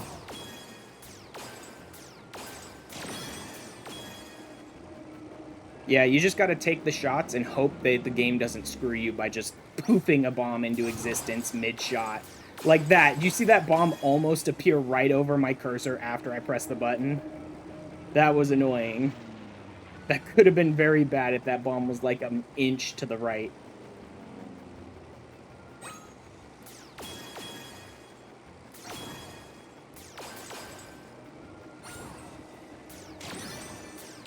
There's 5,000. Perfect score. You have to get a perfect score on Air Force One, I think, like 10 times for the achievement on this one. So it's not enough to beat Air Force One. You have to do it like 10 times with a perfect score in order to get the achievement for it. Which is very annoying. Because of the fact that the game can just toss a bomb in the middle of your cursor after you've already pulled the trigger. Air Force One, number 1. Not bad. Yep. Record a perfect score in the gate Air Force One for 5 points. You have to do that, I think it's 10 times. It might be 20, but I think it's 10. Let's see.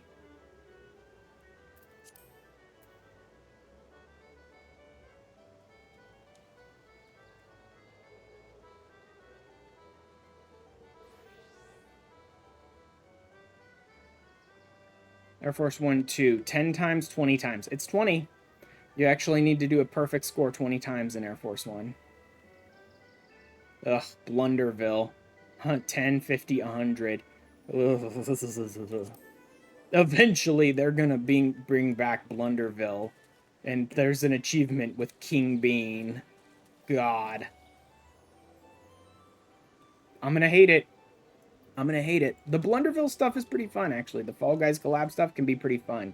But having to place first 100 times, not so much. The worst part is, either I can rush it to try and place first 100 times the next time the event appears, which is going to suck, or I can be like, let's just get this over time and just wait for like the next 2 or 3 or 4 times the Blunderville event comes and win a dozen times or a couple dozen times each time the event shows up, which is going to take forever and still not be very fun. Anywho, I think I'm done with all the side stuff today. I could go do more of like the challenge log stuff or tutorial stuff, like on Chocobos, like you were talking about, Jin. But there is so many quests with the MSQ stuff today. I'm already an hour and a half into my stream that I should just go to MSQ now. Now that I've completed this side stuff, I don't think I'm gonna do any more side stuff. Let's just go to MSQ now, because for those who don't remember, this Ala Mhigan section, I actually looked up the, like, MSQ quest list to try and remind myself what was coming up next. This Ala Mhigan section has, like, 4 separate instances of those chunks where they throw, like, 5 garbage filler quests in your way and go, like, nope, you have to do this, this, this, this, and this before this person will talk to you, right? Like, this is one of the worst chunks of just like slow garbage that is kind of the reason why a lot of people are just like power through ARR or just buy a skip past ARR, which I never support that. I always think it's worth a person playing through the game because there's a lot of good information and good lore and all that sort of stuff. I don't think that people should just be skipping chunks of the game. So whenever people tell people to just like skip ARR or skip Stormblood, it's like, that is bad advice. But this, what I'm about to do next in the MSQ, is one of the good reasons why some people say that. Like, this whole chunk with the Ala Mhigans is not only crap, not only does it have some like trauma triggering baiting nonsense in it associated with the Garleans, just to do more of like, oh yeah, they're real bad, let me show you how bad they are kind of stuff. Not only is like every character you interact with in this chunk of the storyline the dumbest possible, like this part is pretty bad.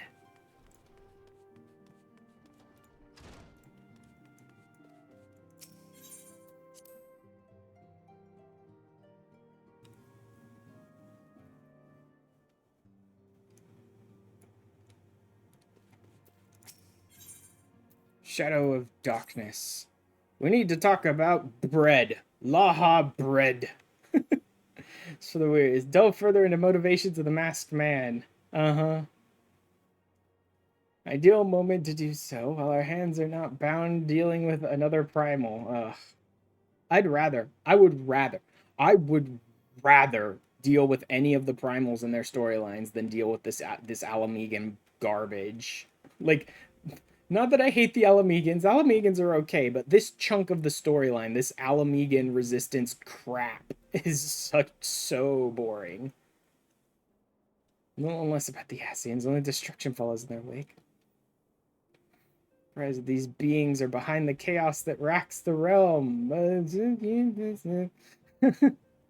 Reality, we must do all in our power to stop them. That's great. Then muster up an entire investigation group with the Scions to go and investigate their purpose, and then muster up an entire group to go fight. Oh, wait, no. You're just going to send one tiny little potato out to do all the dirty work? Yeah. Guess I should have noticed that. Guess I should have expected. Oh, God. Dace. Uh-huh. The skill for to ignore.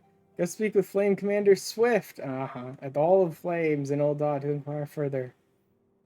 How you go about this investigation thereafter? I leave wholly to your discretion. You mean the guy who's not an investigator in any way, shape, or form? Sure. Go ahead. Leave it up to my discretion. Why not? You leave everything else up to my discretion for, 5 expansions. Never forget we're dealing with the unknown. Can't take too many precautions. Uh-huh.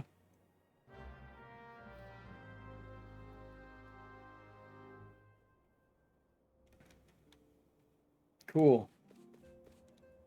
Let's go hang out with Swift, I suppose.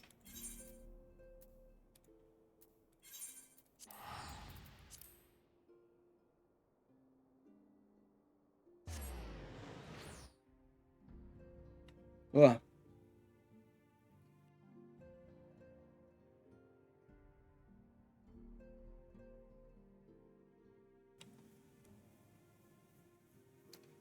And I'll leave your character here. Binge. I've gotten like 5 going the last couple. Oh, yeah. I did notice that.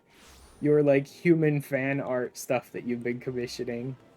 I did notice that. They're not very lewd. They're not completely not lewd, but they're not nearly as bad as some others. Hey, Swift.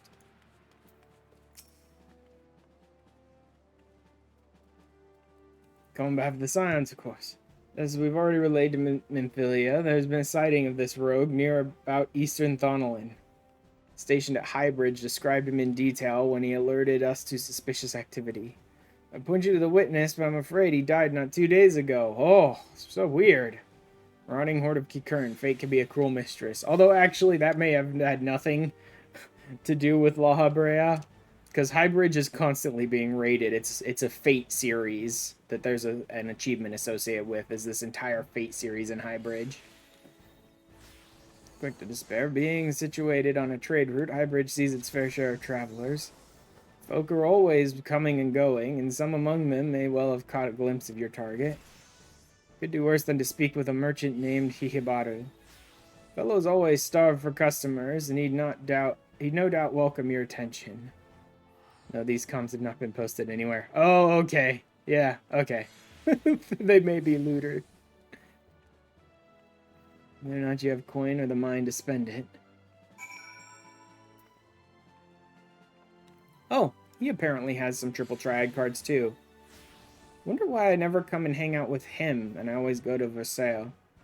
Maybe he has a bunch of really shitty triple triad rules, or maybe his cards just aren't worth very much.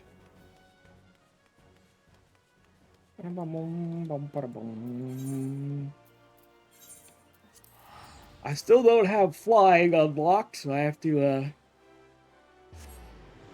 exit Camp Drybone normally. It's really not even that different.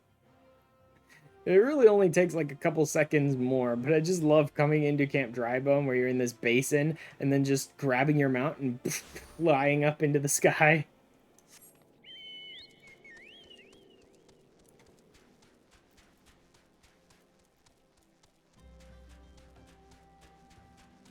Yeah, having a leave I'll be able to use to knock out for like leveling up classes because I don't have to fight any enemies. You could do it in like a minute or two. Over in East Lenosha will be nice. Generally, I would save a lot of the Battlecraft leaves for much later. I would probably want to wait till I even have Machinist, so that'd be not until Heaven's Word. Because I can knock them out super fast, and with Machinist, like, there's a reason why every time you see Cider Spider doing leaves, he's doing it on Machinist. Machinist just drills the shit out of enemies, and you blow through your Battlecraft leaves in like 30 seconds. If you're over leveled. If you're over leveled on Machinist, you just like one-shot everyone and blow through it all super quick on Battlecraft leaves. And I'd probably just do it that way so I can just get completion of unique Battlecraft leaves out of the way and not have to bother. Because like I've said many times before, Battlecraft leaves are not a very good way to level up classes.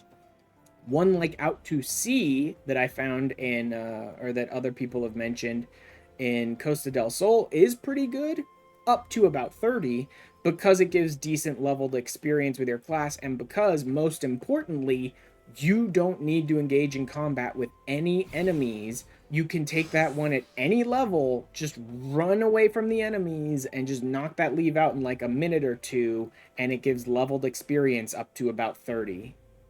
So, like, that's a decent way to level up some classes, or more specifically, that's a decent way to level up some DPS classes, because dungeons are still best for, like, tanks or healers, because you'll most likely get instant queues, and they give really good XP.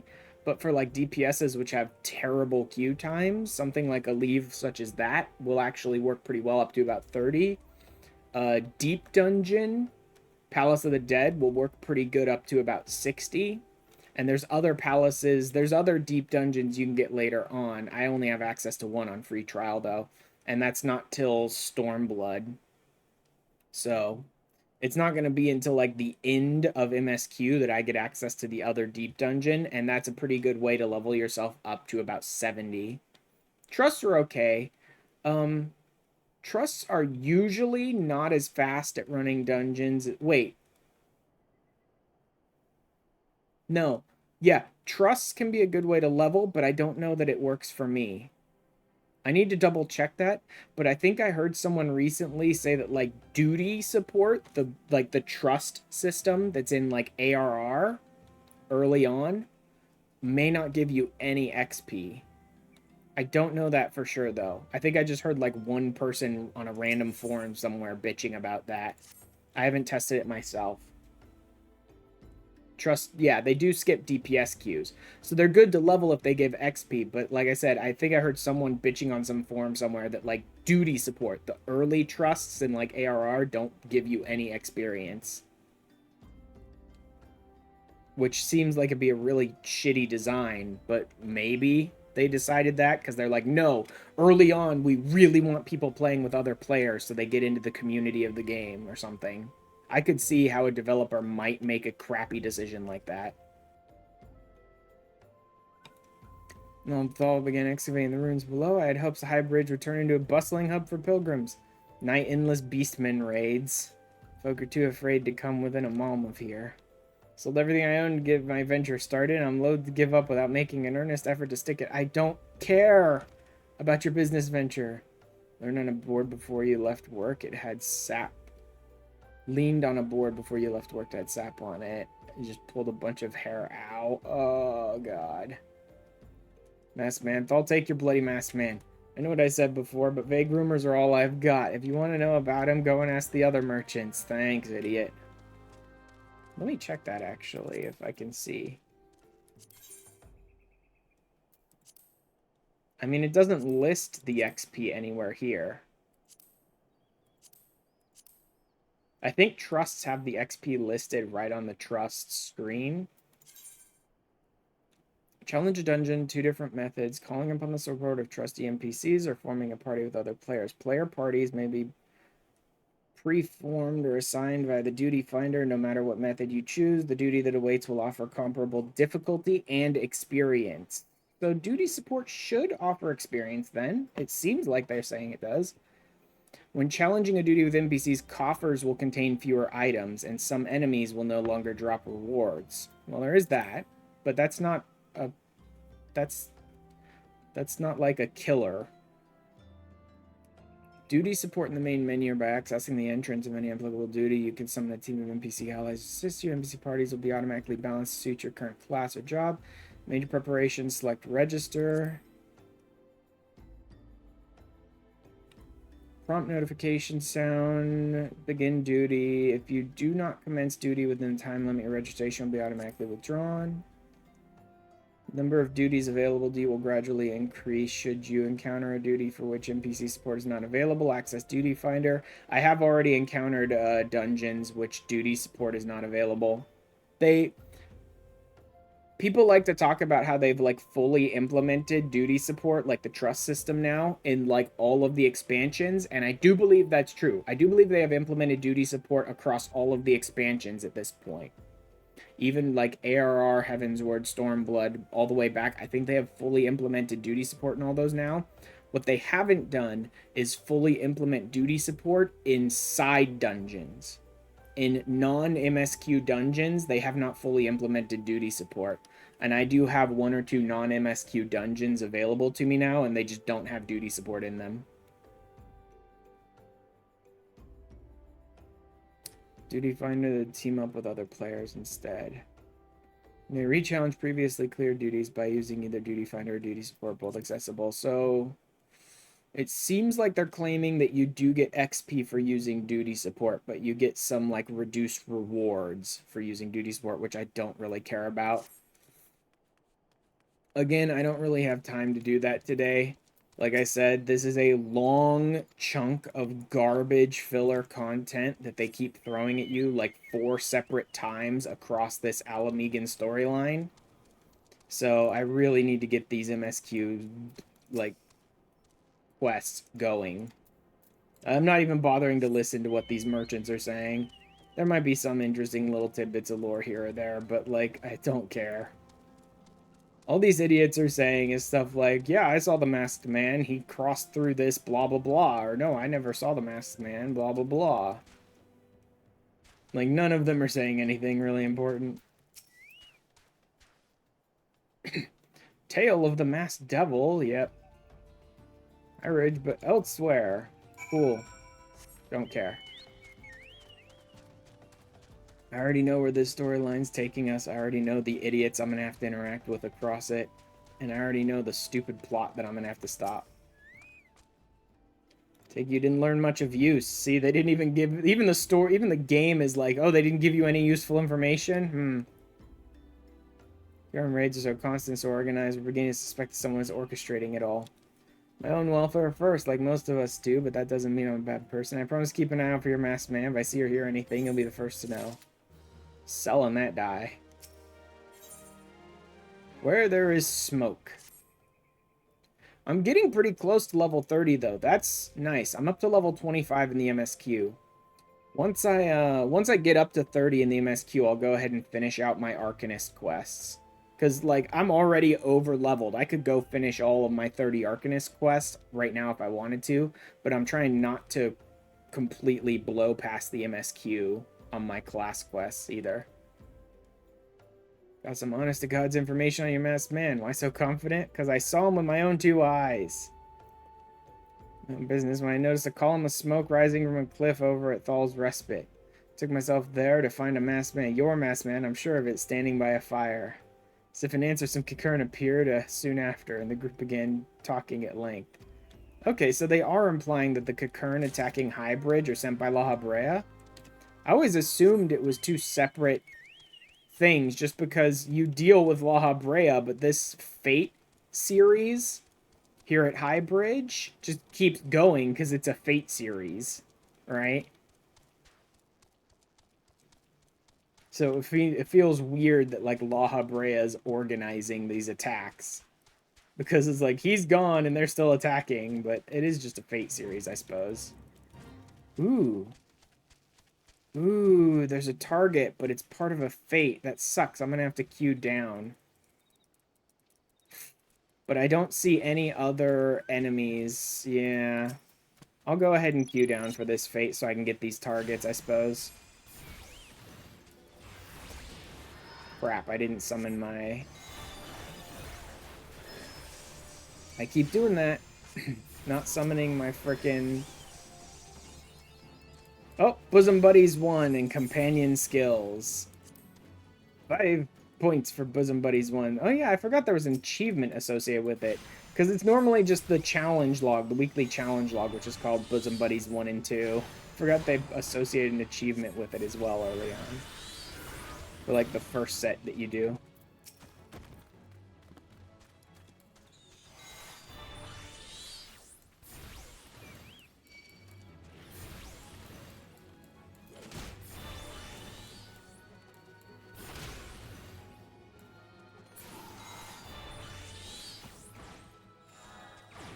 All your bruisers are down. That's good. I'm not going to bother finishing this off. I just wanted to get that hunt target down. And that's another Maelstrom target out of the way. That's good. I need to sort of knock out the first tier of Maelstrom targets in the hunt log. Maybe I'll try and do that today, because I think I have enough seals to rank up again, but I need to finish tier 1 of the hunt log first.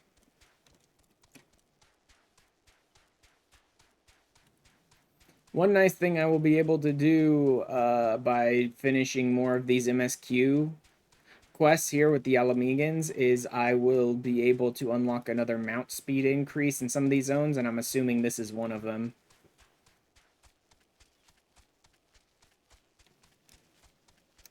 Like, I forgot that's how they unlock mount speed increase across most of ARR now, is not you have to go and get the riding maps.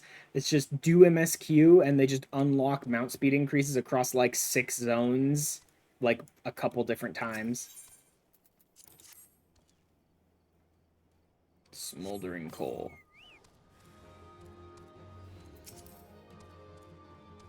Corpse Brigade soldiers.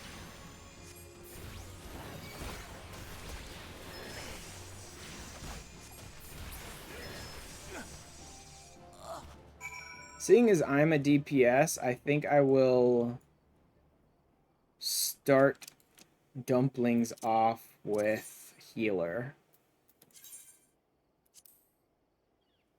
Not that that's much. I can only get the 1 skill right now, but it is a regen, so that's nice. Again, it'd almost be worth starting them off as Defender, but they're terrible as tanks. Utter garbage as tanks. It really would be nice if they refined the Chocobo Companion a little bit. I don't know when the last time they bothered to touch anything about the Chocobo Companion was. And if I don't know, that means it's probably a long time ago.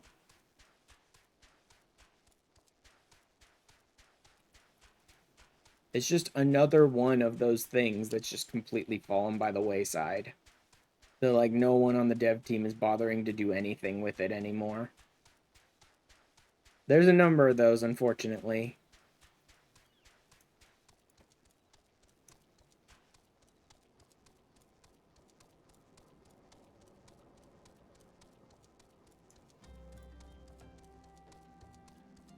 But, like, it'd be amazing if they could turn the Chocobo Companion into a decent tank.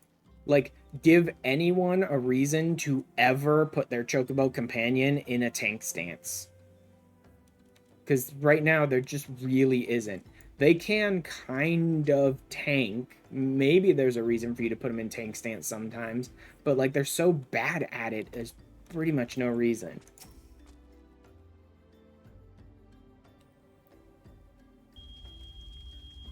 This is fine. Failure of Manifest Destiny, because I dropped out of that fate after finishing off the enemies I wanted. It's like, the fate failed, but I still got some rewards for it, just for doing anything. So soon. You able to find any clues? Ward of the Destroyer. Oh god, Ward of the Destroyer. Yep, Ralger. It bears the prayer to Ralger, the Destroyer. These are unfamiliar. I already know. The deity of Ala Mhigan. Yep. Highly uncommon for folk of other nations to revere him. I'd wager my last guild that your assailant was Ala Mhigan. This masked man of yours is very well connected. I must confess the merchant in me envies such a diverse network of contacts.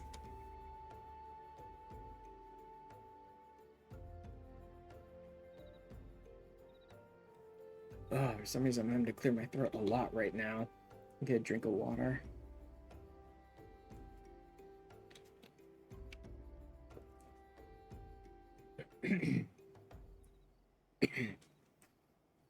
Also, hi, Gary. Also, yes, I've completely forgotten to,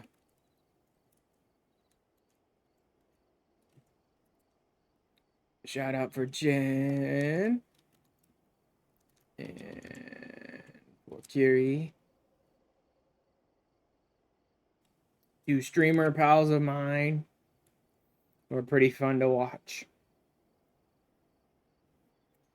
Merchant also sense danger ahead and darkness besides. Are you certain you'd rather not take things nice and slow here at High Bridge? Nope. Can't do nice and slow. Gonna have to deal with these idiots. On to Little Ala Mhigan, sunset orange and red dye. I might be able to make something out of that. Let's see. Ala Mhigan bandit you had a run-in with is somehow connected to your masked man of mystery. Stands to reason if you want to pick up the trail again, you should head toward Little Ala Mhigan over in southern Thonolin. I got one of the comms back. It doesn't portray my character well. You're the one who calmed it. So you know what to expect. That settlement is the favored destination for those refugees who couldn't, well, adapt to life in Old Ah. Parts of the denizens are said to be as barren as the wasteland they live in. They adhered way too strict to the... Holy crap. Oh, God. It's a lawless place. Be prepared for a not-so-warm welcome. Now, I'm not certain how much help she will be, but it just so happens I have a daughter who is relocated to Little Ala Mhigan. Her name is Hira, and it shouldn't hurt to seek her out first. While you have her attention, I'd be obliged if you could send my love. The day goes by that I don't think of her. Use my character with my Little Pony character. Sounds like you're gonna need to talk to them about that. Oh, God. So bad. Let me do, sec. Maybe look something up.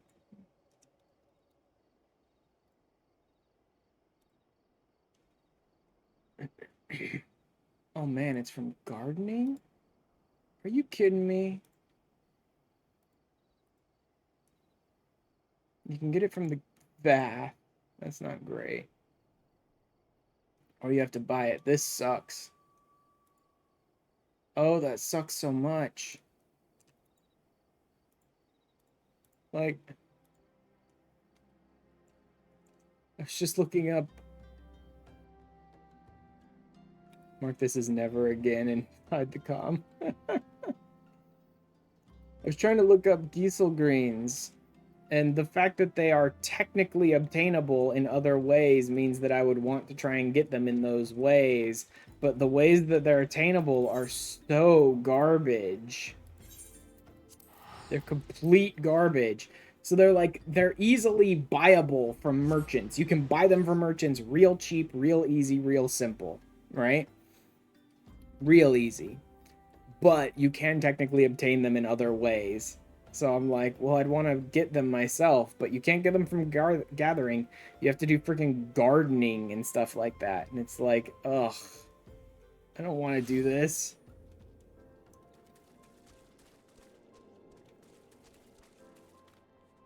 Probably grab these leaves. I don't care enough. Not right now, at least.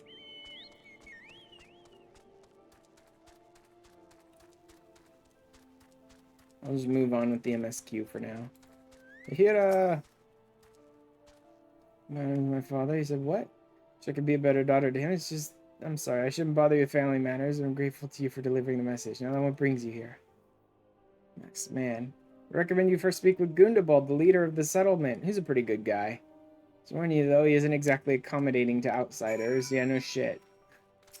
He's a good guy once you get him to talk to you.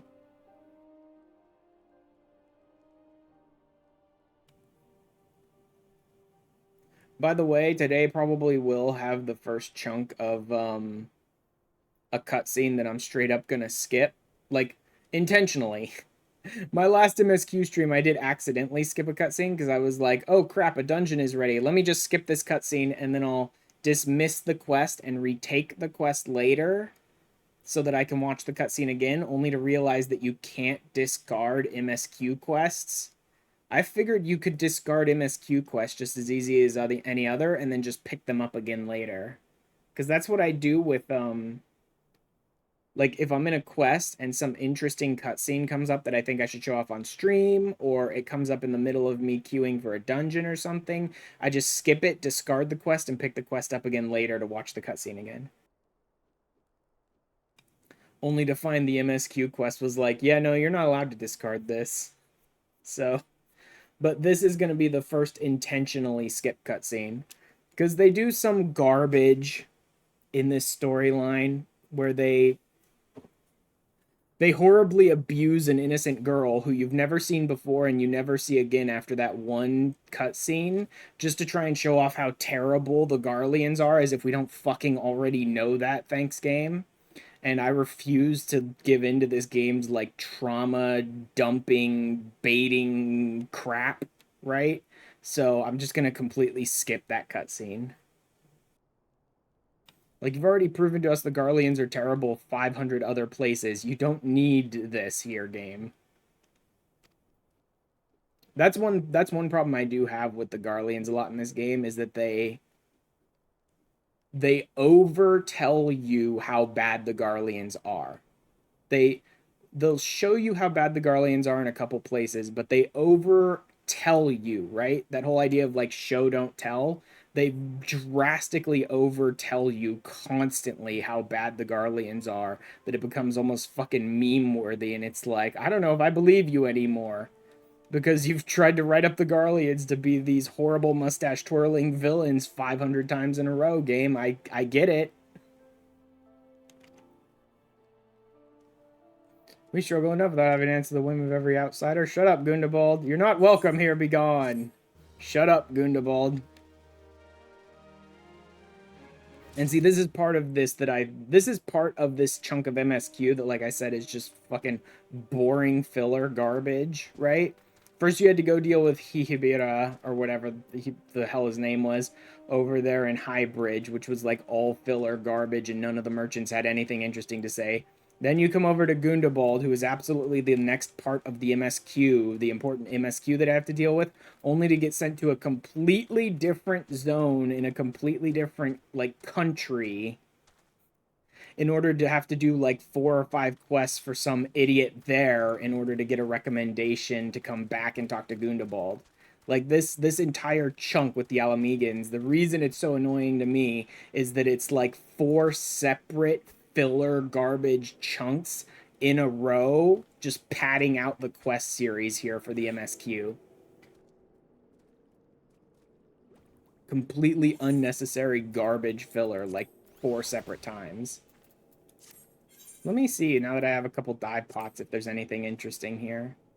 Can't even dye that. Can't dye that. Can't dye that. Can't dye that. Can't dye that. Oh yeah, it's real useful.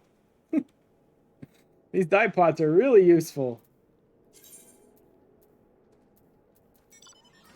I'm not going back to an in-room to dye my glamour pieces, so I guess this isn't happening. Alright. Screw it. Sell the dye pots. They're all worthless. Tea for 3. Security here, little amigo. I heard tell you business good to ball, no bristly old bear. I told you bugger off, blah, blah, blah, blah, blah. Word of thanks, blah, blah, blah. What's brought you here? On the trail of Mass Villain, Amalja, south of here. Blah, blah, blah, blah, blah. A cup of sweet thonolin. Like, look at this quest. Seriously, look at this quest. Gundabald tells you to fuck off, so you go talk to a commander who's supposed to help you accomplish your goal of this investigation, who then sends you out with cups of tea to give to his soldiers out in the field. Like, look at this garbage filler. That's one of the few instances where it kind of justifies people saying you should just skip ARR, this kind of crap. But like I said, I would never tell someone to skip ARR, but there are instances like this that kind of justify when people say that. Like, I am not going to gain anything from the next, like, 8 quests of any lore significance whatsoever. Right? Like, until I hit the very last quest in this entire series, there's nothing that's valuable at all lore-wise in all of this. It's just nonsense, like... just nonsense filler. Technically, these soldiers are kind of talking about a masked man, but none of them are giving me any valuable information. A suspicious masked man. I couldn't quite make out whether it was a man or not, blah, blah, blah. Because, like, the game has already told us, right? Like, oh, you were attacked by an Ala Mhigan. Better go talk to the Ala Mhigans. And now we're here, and the game is telling us the same crap it was before. It's like, a masked man. I think I saw a masked man from a distance. Thanks, that was super, super vital information to my investigation.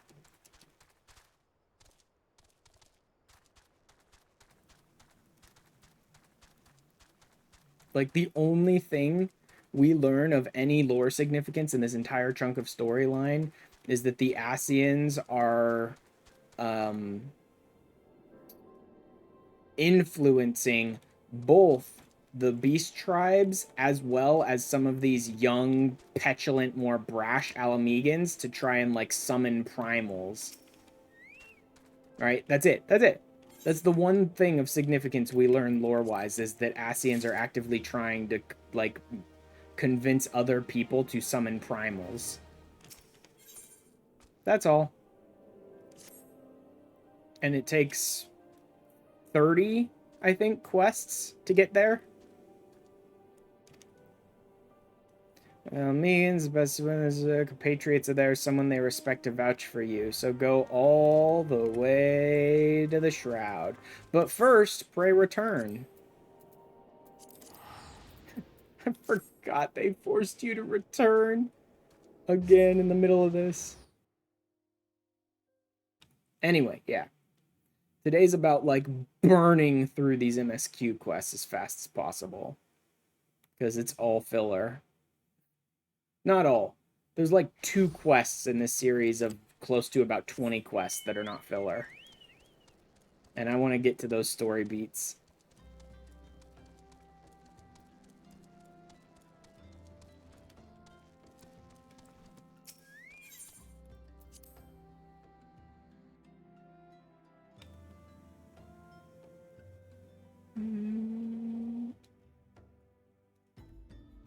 Boom, boom. Banquet over here still moping.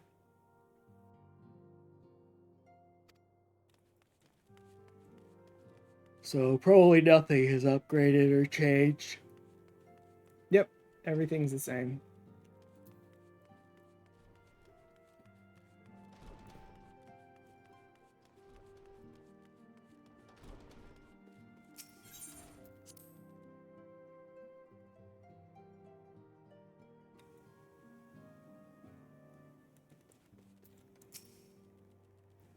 Welcome back. How fares the investigation? I've hit brick wall after brick wall after brick wall. All they have suffered is little wonder the Ala Mhigan refugees have lost faith in their fellow man. Their homeland taken from them. Last 2 decades have had to see it remain in enemies' clutches. I know they have multiple times over shrunk the MSQ, especially in like ARR. They've reduced the number of quests in the MSQ. And to find this chunk of filler crap right here, smack dab in the middle of the MSQ, like after they've reduced it multiple times, I wonder how much they've done to this already. And like how bad this must have been originally if they already have reduced the number of quests in this chunk and this is what we have.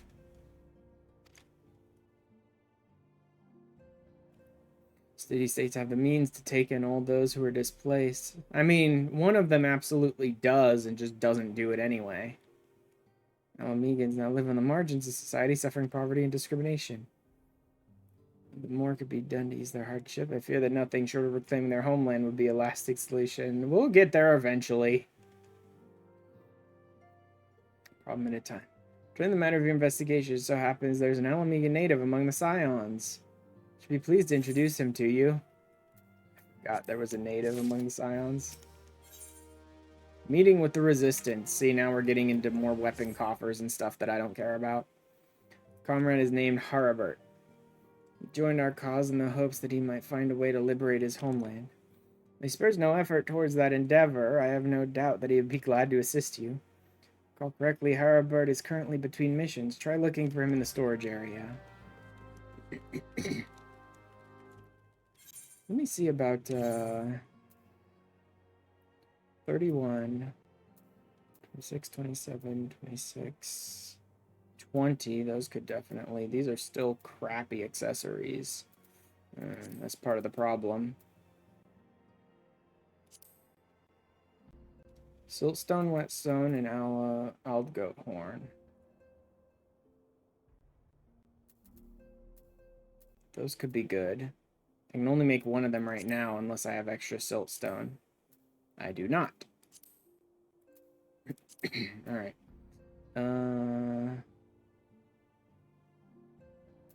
Staff, I can't make. Don't need. Don't have a silver ingot. Do I have any extra silver? I do not have any extra silver.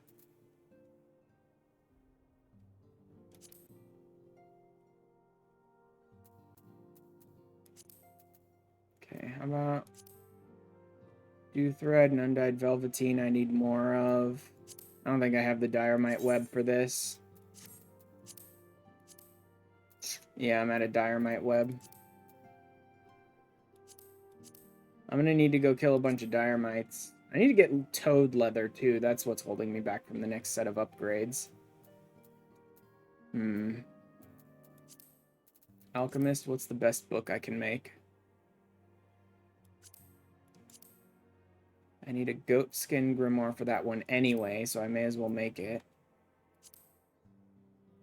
Aldgoat U, enchanted silver ink is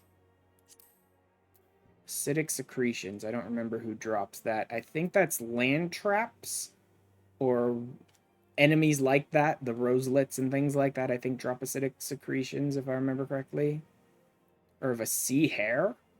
No, that wouldn't be the land traps then. Acidic secretions of a sea hare. I don't remember which one that would be. Okay. Yeah, none of these upgrades are getting done on stream today. They all require me to go out and gather and hunt enemies and stuff to do them, but I'll do them at some point. Just work on them off stream and try and get my next upgrade to Arcanist done by like my next stream. Harvard. Can we bypass like 5 MSQ quests, please? No money, mo money. Scion's rising star. How? I got no money. Actually, I got pretty good money right now. For a free trial player, at least, I got pretty good money right now, so it's hilarious. My name's still no money, mo money, but whatever. Win the trust of the people of Local Ala Mhigan is a daunting task, even for our own countrymen. Nothing more than to help, but I'm afraid my name no longer carries weight with that lot. To be a member of the Ala Mhigan Resistance, you see. I left in favor of joining the Silence. My allegiance may have shifted, my purpose remains ever the same. Liberation of Ala Mhigan. Yeah, whatever my reasons were, I abandoned my comrades, and they'll have nothing to do with me. While I may have no more friends in the Resistance, I know someone who does. Her name is Albreda. She's a resident of Quarry Mill. Say my name when you meet her, and she won't lead you astray. Back to Quarry Mill. Again, if I'm here, I could drop into the Palace of the Dead, but that's just going to take more time, and I really, really, really want to try and blow through this MSQ chunk. This real slog of an MSQ chunk. I want to try and blow through it in one stream today.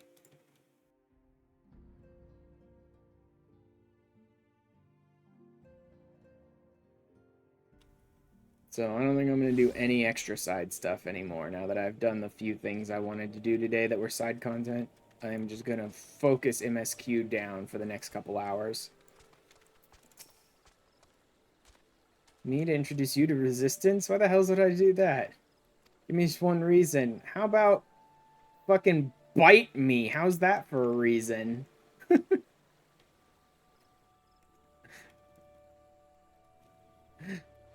How's about you suck on my mashed potatoes? How's that? About the fucking future of the world, you moron. Worthless person.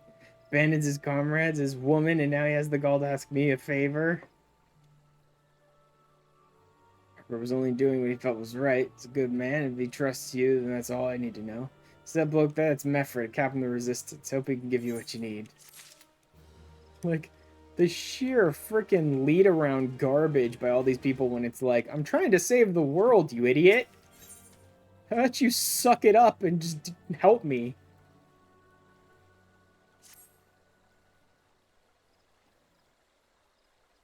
Although you have a lot of that throughout, like, the entire game storyline, where it's like, I'm on a mission to save the entire world. Why are you dragging me around by my nose for hours on end, you idiots? Proud man of the Ala Mhigan Resistance, whatever. Do you have with me, adventurer? I love it's like, a proud man of the Ala Mhigan Resistance sitting in this frickin' town in the middle of this shroud begging people for sanctuary. This wound's gone and festered, and he's burning up. I don't think he's got much time. I asked the villagers for aid, got on my knees and begged. They refused to lift a finger. Elliot dies, his blood is on their hands. Cravens would turn a blind eye to our plight, but they might listen to Albreda. I love this, like, proud Ala Mhigan sitting here begging people for help because he can't take care of his own guys. Say, I'm sorry, there's nothing I can do. I hope I do. They're my countrymen after all, but that mean going against the elementals' will.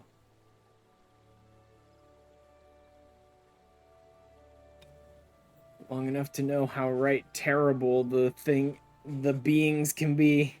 Couldn't forgive myself if everyone gets banished because of me.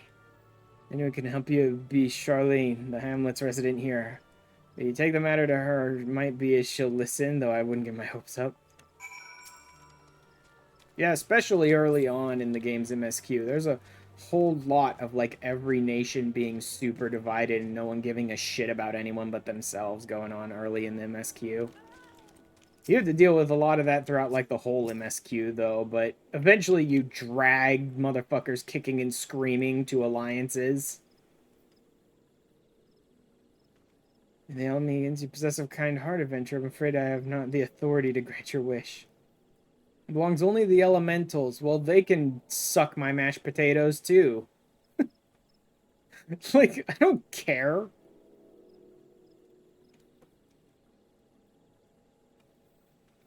All outsiders, be they babes of the breast or men grown or judged of a night, whether they may have a place beneath the boughs. The Ala Mhigan's petition has been denied. Harsh though it may seem, they do not have leave to receive of the wood's bounty. Well, they're gonna get it anyway. Been since time immemorial, and ever shall it be. Like, the elementals can bite me. Like, I don't care. Oh no, not the elementals. Gives a shit. I will mine and gather and hunt all I want in here. The elementals won't help, I will. Bloody here might as well kill Galleon herself. Spit on the elementals and spit on their bloody will. Can't wait till the resistance is free of this place. See, here's the chunk of the filler MSQ where they're trying to give you better gear. But again, since I don't use any of the gear they give me in quests, this is all boring filler. Refuge is dead. We found a difference. Cold-blood bastards here want us out, and I can't oblige them soon enough. Some of mine aren't fit to travel. Those Galleon can't even stand. People of this accursed hamlet won't help us, so I have no choice but turn to you, adventurer. Long antelope horn is a traditional remedy with poison purging properties. You could bring me, say, 4 horns, I'd be forever in your debt. Yeah, see, every time the game falls back on, like, go gather 10 pig butts, right? It's just like, oh, I see, so we're definitely hitting filler garbage now.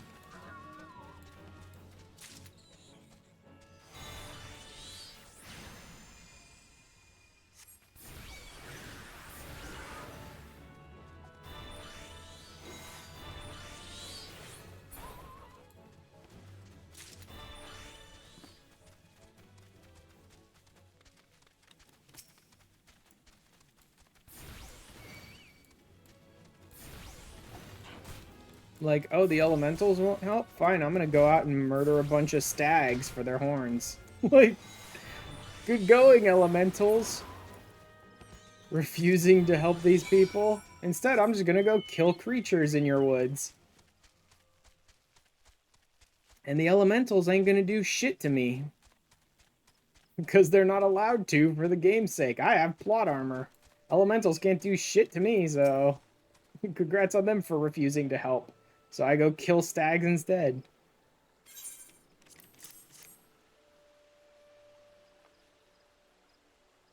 Wrong, there's at least one man in this place who gives a damn. Just need to find a way to prepare him. I'm gonna know a man named Buskarin, would you? Yeah, I know that asshole. Yes, I do know that idiot. He was the last one to give me a bunch of filler garbage. And he happens to live in the one area in this entire zone that doesn't have its own etherite, which means he just sent me to have to run out to him again, wasting more minutes.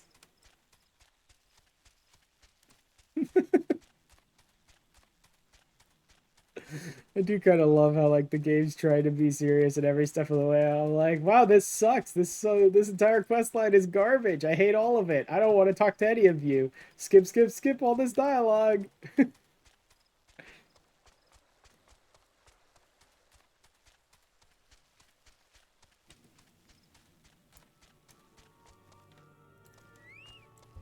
Hey, idiot, I'm back. Swear to God, if you give me another filler quest, I'm gonna burn your entire alehouse to the ground. Good old antelope horns, need them ground down to make a medicine, you say? Right, deal, I'll give you some of the stuff I have in my stores. I'm no stranger to the remedy. Our Mhigan friend once used it to treat my festering wound years and years ago. Safe to say he saved my life. This is for an Ala Mhigan soldier in quarry mills. Oh, it comes full circle. I hope it helps the poor sod as needs it. Oh, don't worry your little head off about payment. I still owe you a deal more than you owe me, I reckon. Yes, I reckon you do.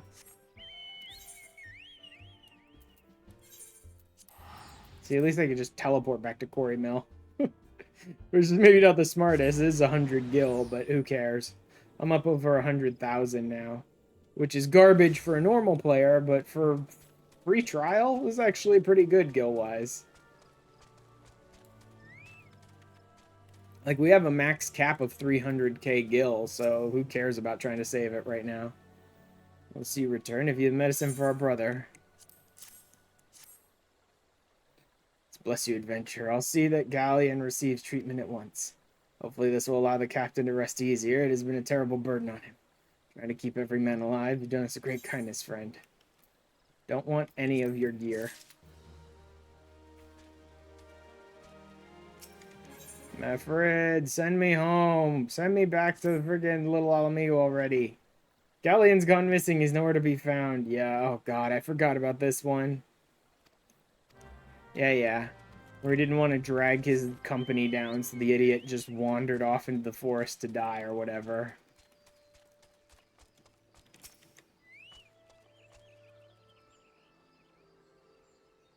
Time he came asking about Galleon. I watched him leave Quarry Mill some time ago, and he left me this sealed letter before he went off. Made me swear not to open it until someone came asking. Cannot bear to be a burden any longer, blah, blah, blah, blah, blah. Yes. My brothers, I am very stupid. So now that you've found a cure for me, I'm going to waste even more of your time and my chances of surviving by wandering off into the woods like a moron. Man, I give the Ala Mhigans a lot of shit, and I think I'll continue to do so. There is some serious stupidity that goes on with the Ala Mhigans across pretty much every bit of it, even Stormblood. Garleans aren't much better, I'll say that, though. I give them a lot of shit, too, because they're over-characterized as villains, and then when they're not supposed to be being characterized as villains anymore, they get under-characterized by the game just not giving you much to work with. Watch out, a goblin. A goblin. Not a goblin. Oh, no, wait. The goblin is already dead. Good job, Galleon.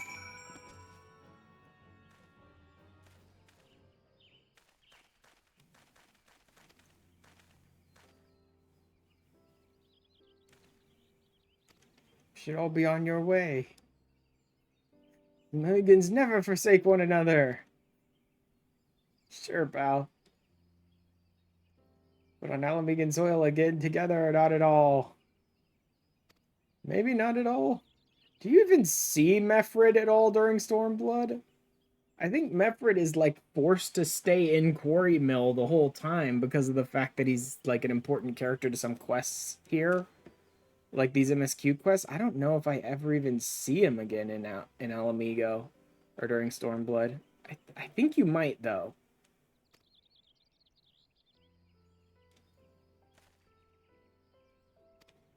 See you back at Quarry Mill.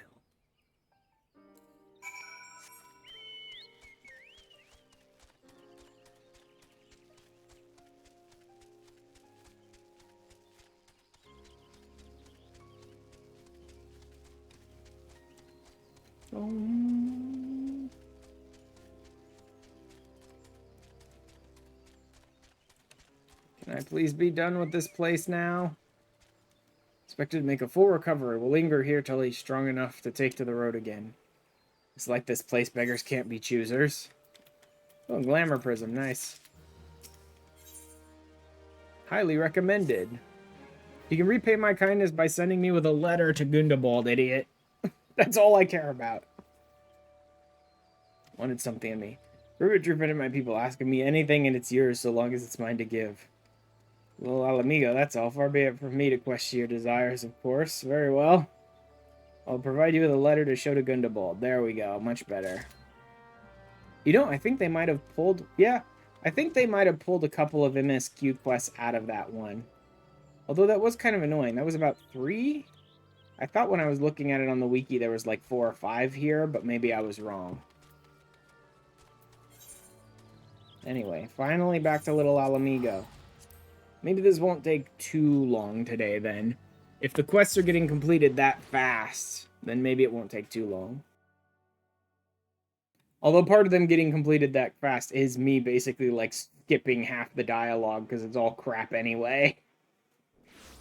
and not bothering to voice them and not bothering to carry out a conversation with them, just being like, yep, yep, yep, yep, yep, bye.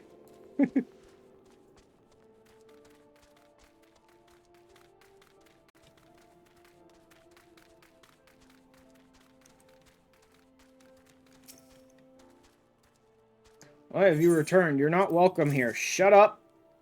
Shove this letter down your throat and shut up. It's a friend. Any friend of Mefford is a friend of mine. Know of this masked stranger you seek, and will tell you what I can. Cool. Mount speed increase. Yeah, I'm actually getting through this chunk of the MSQ a bit faster than I thought I would. That's nice. It doesn't change the fact that it's all a bunch of filler crap, but it is nice that the quests are going faster than I thought they would. The bear and the youngin's care. Some of your masked stringers reportedly been appearing near Little Ala Mhigan of late. It seems that some of our young bloods are meeting him in secret. Oh my god, why would they do that? Question them about their trysts. But they're not like to yield the information readily to an outsider. If you tell them I sent you, though, they may well feel obligated to talk. They may well not. Because part of it is they've all lost faith in you, the young generation, and none of them is interested in listening to you anymore. Listen, I told them it was a bad idea, all this tripe about believing the masked man. You don't know anything about this. Why did you say so to start with? You can't throw the old bear's name around like that and expect me not to think I'm in for it. Masked man, no idea what you're talking about. I ain't done nothing wrong, so leave me be. Idiots.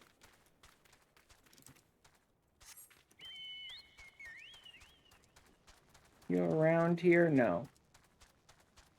This is annoying part of Little Ala Mhigan. This entire zone is actually like 2 separate levels, and you have to like run all around the place to try and get to like floor 1 or floor 2, and like half the people are in one zone and half of them are over there, and it's just ugh. Sifrid, I've been meeting masked men lately, and let's see. Nope, can't say I have, but I'll be sure to tell all my friends you're looking for them. Uh-huh, sure. There's a bunch been skulking about right suspicious like. I got nothing to do with them. I know trouble when I see it, and that there's trouble. Mark my words.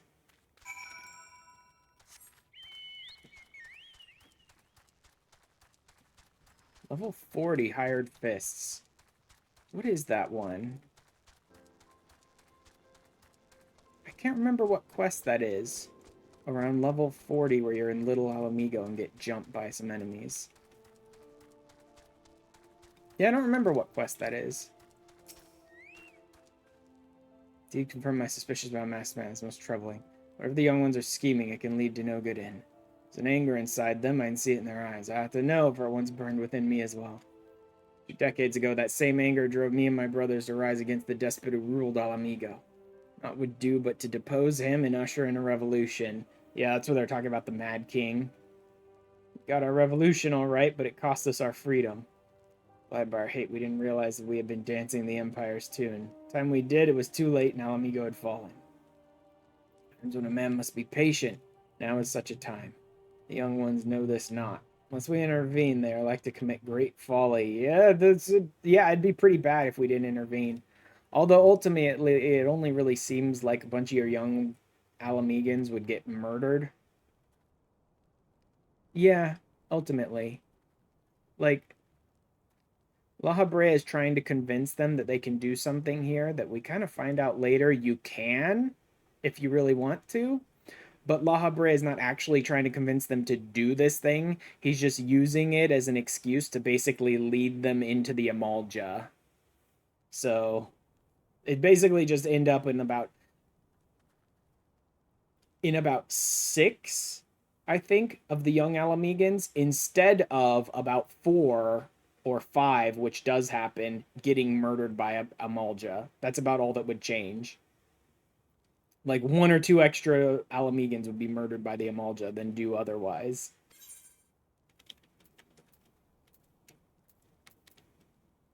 I know there's one for Ether, so I'll take Ether for now. Anything? Really, almost nothing of import happens here. I guess I get a little more information about what La Brea is up to, but that's about it. Wilred wants you. You done talking with the old bear? Got a message for you from Wilred. Lad's something of a leader among the young ones here. Wilred is a moron, is what he is. He's a leader of nothing. Everyone he leads gets killed, and he's an idiot. He's a decent guy later on, but he still amounts to basically nothing later on. Over Gundabald wants a word with you, so he'll be waiting over the craggy area north of here.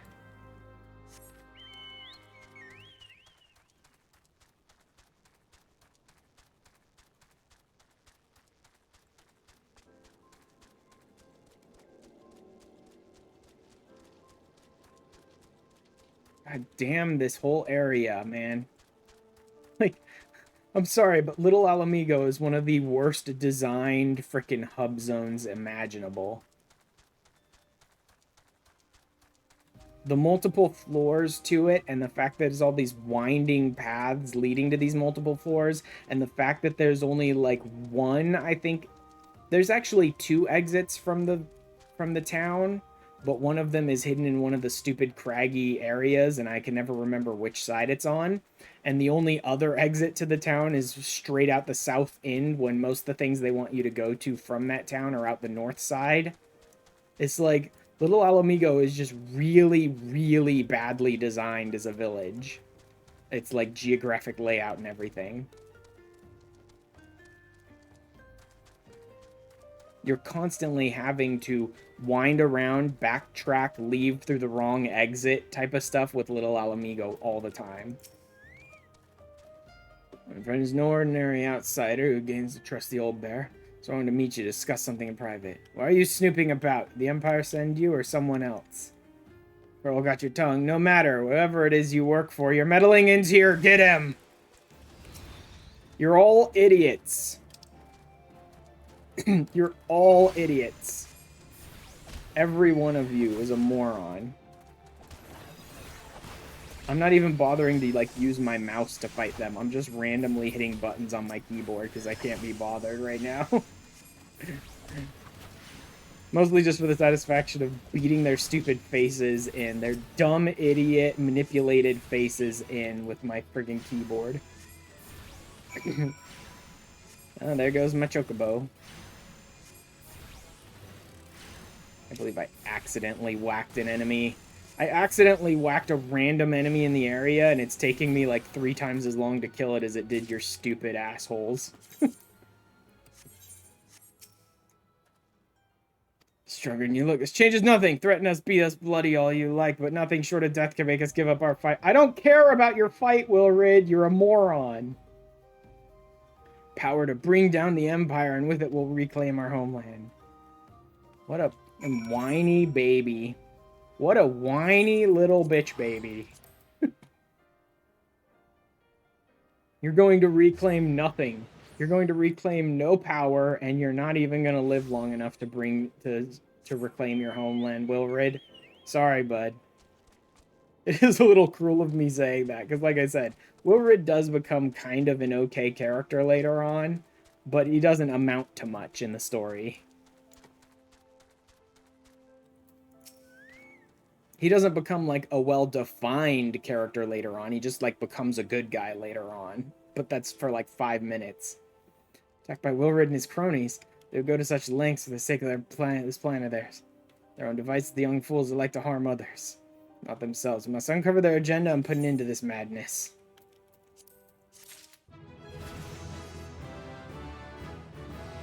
$39? Nice. Big trouble in Little Ala Mhigan. This might be the cutscene I'm going to skip. I need to wait and see if the girl shows up, but I think she will. Mentioned obtaining the power to bring down the Empire. Of what power could he be speaking? Yep, this is the one. Bye. Skip. For those who don't know, there's sort of a trauma-triggering story beat that happens in that cutscene, and it's so utterly worthless to anything else in the game that I hate when the game does that. This game does do that occasionally. It doesn't do it too often, but occasionally this game fills like trauma triggering stuff into its storyline, which could be strong and powerful and meaningful, but the game uses it in the worst possible way that like so many stories often do put trauma like triggers in their storyline, which is just like some random one-off garbage that amounts to nothing and is only used to like make the bad guys look worse. And it's like, you've already proved how bad the bad guys are. You do not need to use this half-assed, poorly implemented triggering story beat in order to do that again.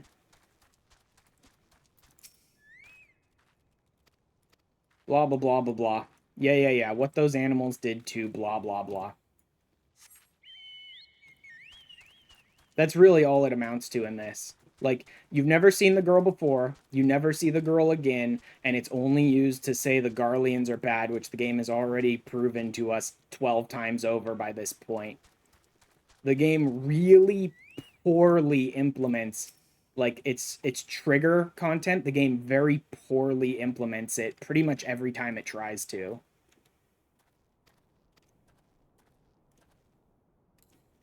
That is one problem I do have with 14, is it doesn't handle trigger content very well. It uses it for like very minuscule garbage that means nothing and amounts to nothing a couple of times. Again, like I said, they don't do it often. You don't have to worry about it too often, but they do occasionally put in trigger content and then they do nothing with it, and all it's really there for is like, aren't these guys really bad? Don't you see how bad they are? It's like, that means nothing to me. Now, if this character became a long-term character and we like helped her deal with the trauma and it really meant like some character growth for her, that would be an interesting story beat. But using it as, hey, look at these bad guys, aren't they really bad, is like the most boring way to use triggering content. And I refuse to give 1 second of like credence or weight to trigger content used for such a poorly implemented feature. Like, used in such a pathetic way, I refuse to give it any airtime whatsoever. There's a hunting knife and a map of Xanarak. I mean, you said Wilred spoke of crystals. They couldn't possibly mean to... Yeah. They're gonna try and steal crystals from the Amalja. There's the exit, but that's the wrong side. I think there's another exit. Is it on the other side? I don't even remember if the other side has another exit. I'm just gonna go out the south end again. Like I said, I hate the design of Little Ala Mhigo. Like, seriously, the physical, geographic design of Little Ala Mhigo is just terrible. Being crammed into that canyon or whatever, into that cliff face like that, means that every attempt to try and maneuver around it is, like, horrible.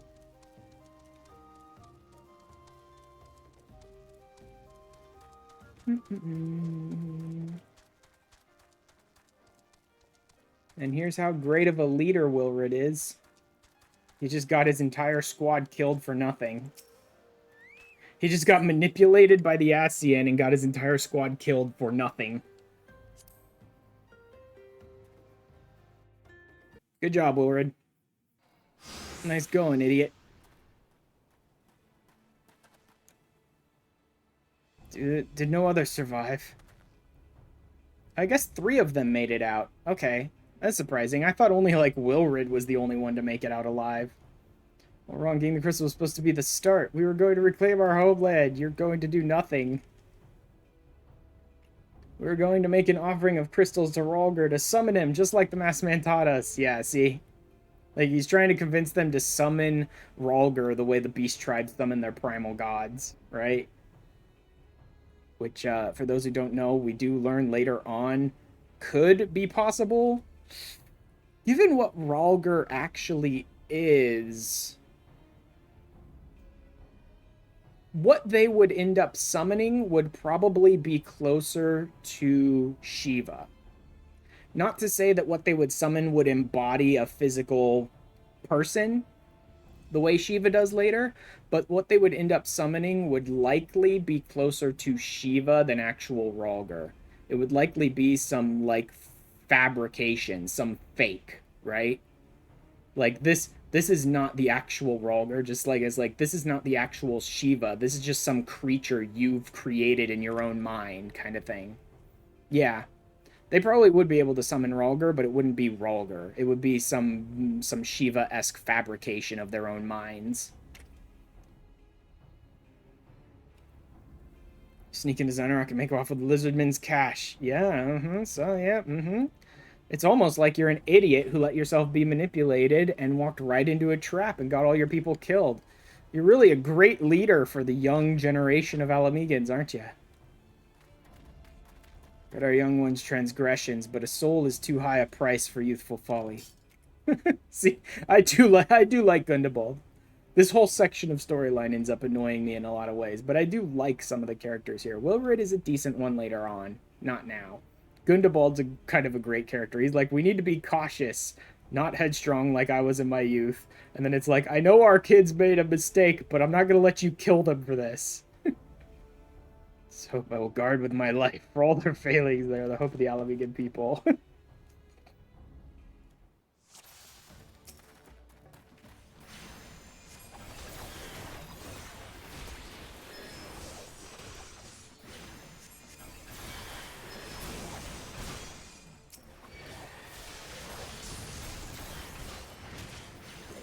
These guys are not standing close enough together. Let's see if I can pull all of them.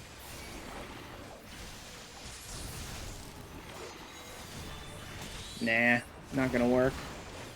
They're spread out enough across our, Alright, I'll just focus on taking them down then, and then focus on the boss.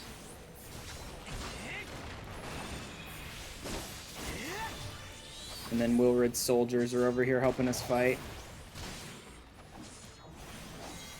Alright, now they're kind of gathered together. I can do some AoEs.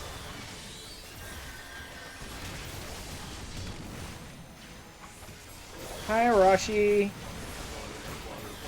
Water. Okay, just a sec.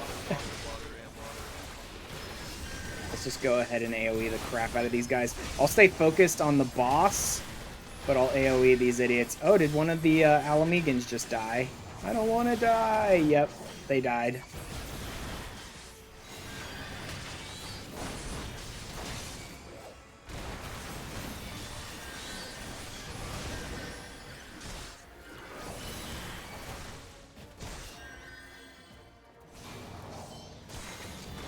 Oh, Ala Mhigan conscripts.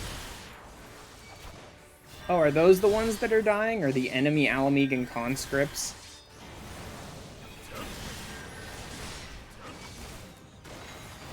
Ala Mhigan Shaman, Wilrid? No. Yeah, no. Because the other Ala Mhigans, the ones that were our allies that had green bars, are gone now, so they definitely died during this fight. Good going. So Wilrid is the only one who survives this encounter. Yeah, Wilrid's the only one who walks away from this. Hey, Arashi. Ah, let me get a drink. I have been clearing my throat a lot today. I don't know why.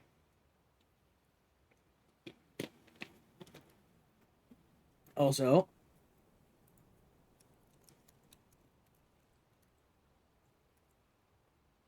shout out for Arashi as well, who is also another streamer and a friend of ours. I don't know if you're still mostly doing Final Fantasy XIV or if you've branched out into more variety stuff lately, Arashi. I haven't actually headed by your streams lately. For some reason, I haven't.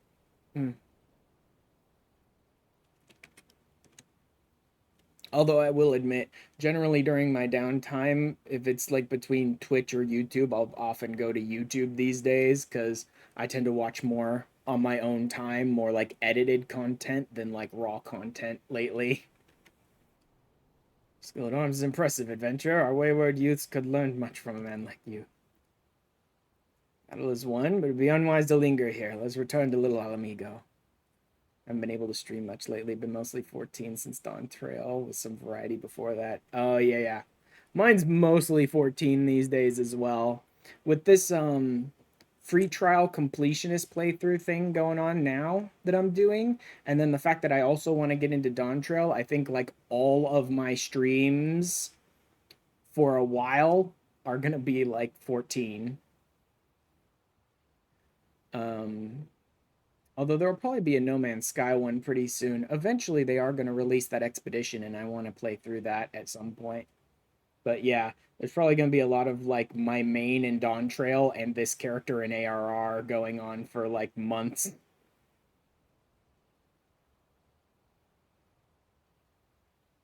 Wait, we've come all this way. We have to get the crystals. They're right there, right for the picking. No. Smack him. Smack him upside the head right now. You learn nothing, Wilrid. Did you not see those tempered wretches? Such is the fate of those who are touched by a god. Is that what you desire for yourself and your friends? What? No one said anything about... The masked man told us we could defeat the Empire if we summon Ralger. No. No. Whatever primal you would summon would not be strong enough to defeat the Empire. And you would all be tempered. But then, you know, that's what La Brea wants. He doesn't care that you succeed. Enough. I will hear the rest of your sorry tale back in Little Amigo. Dare say no money will wish to hear it as well. I still love it every time they talk about my character's name is hilarious to me. I love it. Alright, we should almost be done now with this chunk of the MSQ. Maybe I will have a little time to do a couple of little side things. Although maybe I will cut the stream when I finish with the MSQ and then go do some side stuff off stream after I let my room like cool down a bit. First world problems. I want my audio to sound good on the stream as well as any YouTube content I make out of this, so I can only turn a fan on in my room when I'm streaming. Can't turn the actual air conditioning on because it's too damn loud.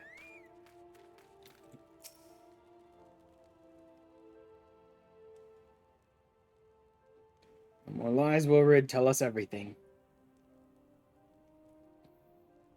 I said with the others when he appeared, the masked stranger. Told us about summoning Ralger, about using crystals, and then just vanished. We never saw him again.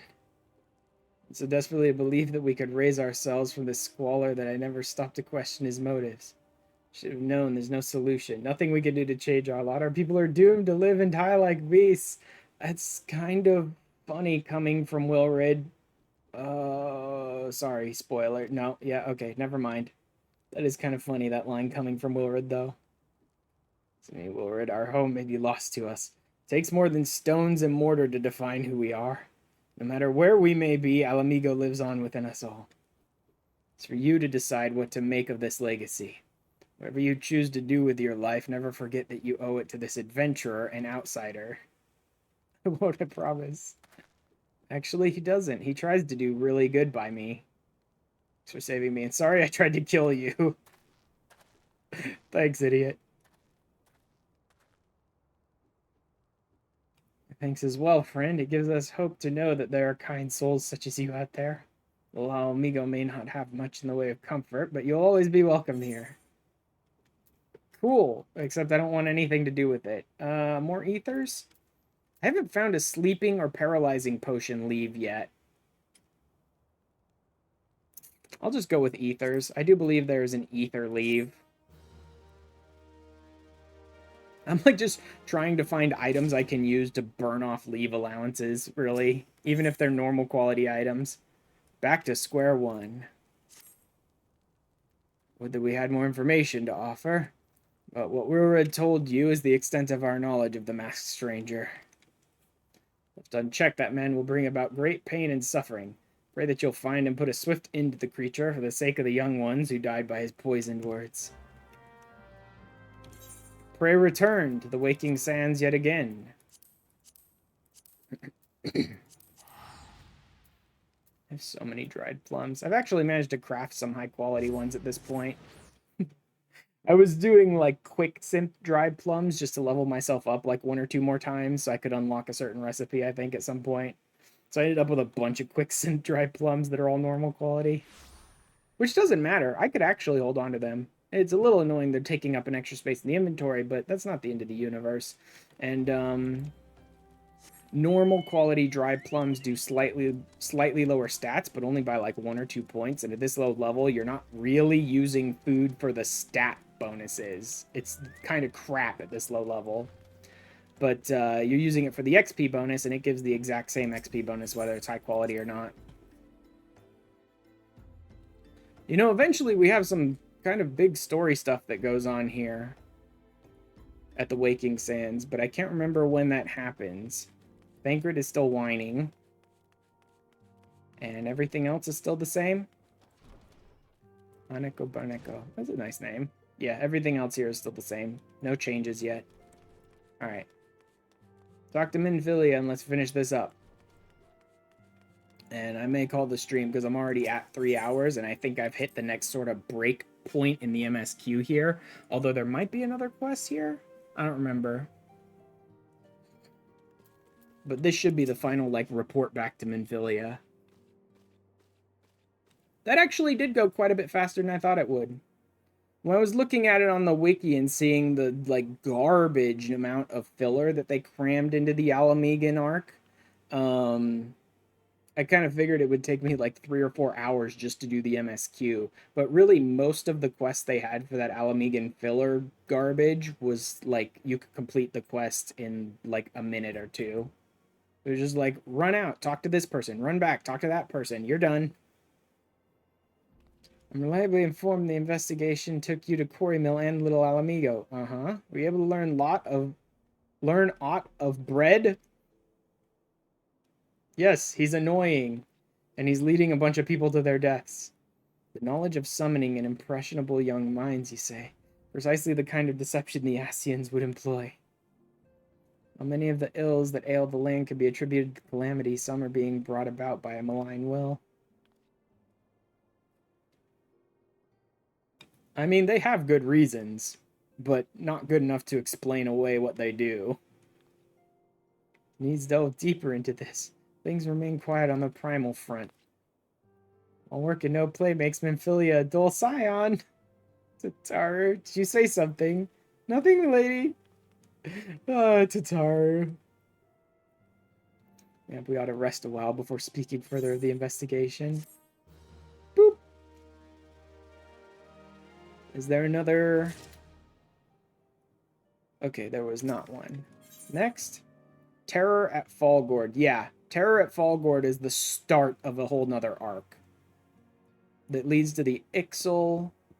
I don't think it leads to the Beast Tribes yet. I think it does eventually lead up to Garuda, but maybe not on its own. Ultimately, I think it leads to Garuda, but first the stuff that goes down at the Waking Sands happens before you get to the Garuda stuff. Alright, that's good. Let's see if anything has changed over now.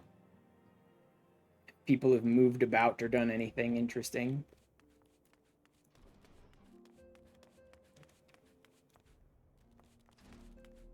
Thancred's still whining. And everyone is still in the same locations here, right? Yeah.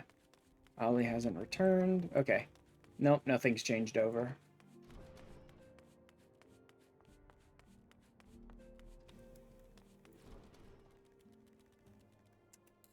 Alright. I'm gonna go back to Little Ala Mhigan really quickly. I thought of something I can do for a picture for this one.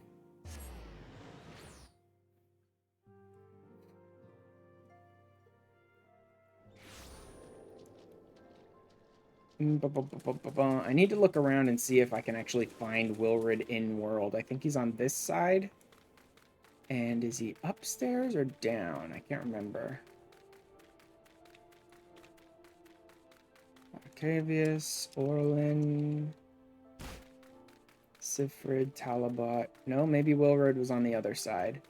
Or maybe he's just like despawned from the zone.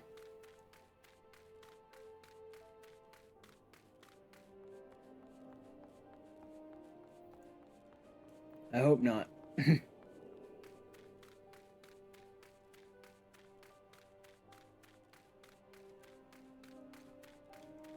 Otterland? Amlot, everything here, Bold, no. Valdar. Ugh, I think Wilrid just despawned from the zone. I'm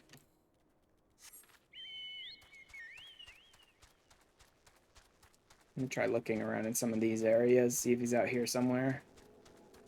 Chocobo Keeps. Nope. Annabelle. There, Flame Sergeant. Scholars. Blah, blah, blah. Brass Blades. Nope, nope, nope. Yeah, I think he may have despawned from the zone. Rather than just going back to a tent. The game may claim he's, like, out on patrol or something. Who knows?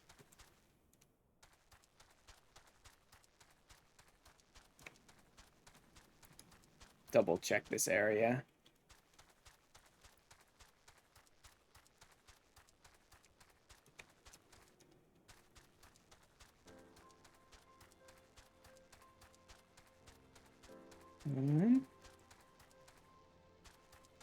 Could try and look for him out there. See if he's back over by the Peisty, but I seriously doubt that they bothered to actually put him out there.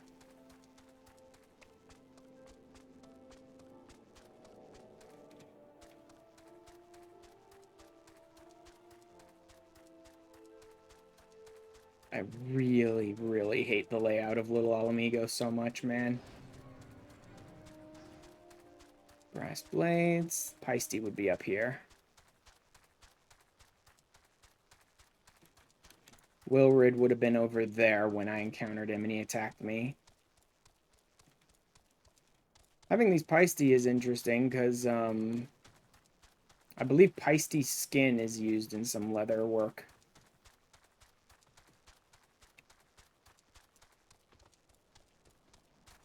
The dungeon set was slightly disappointing. Oh well. Yeah, no, Wilrid, I think, would have been right here, because there's the Potter Wasp Swarm that I accidentally attacked, so I think Wilrid was right around this rock before. Okay, so he doesn't actually exist. It's the Ronkin set, but purple and silver and undieable. God. Boring can you get? Literally just a palette swap of an existing set again, and no dies.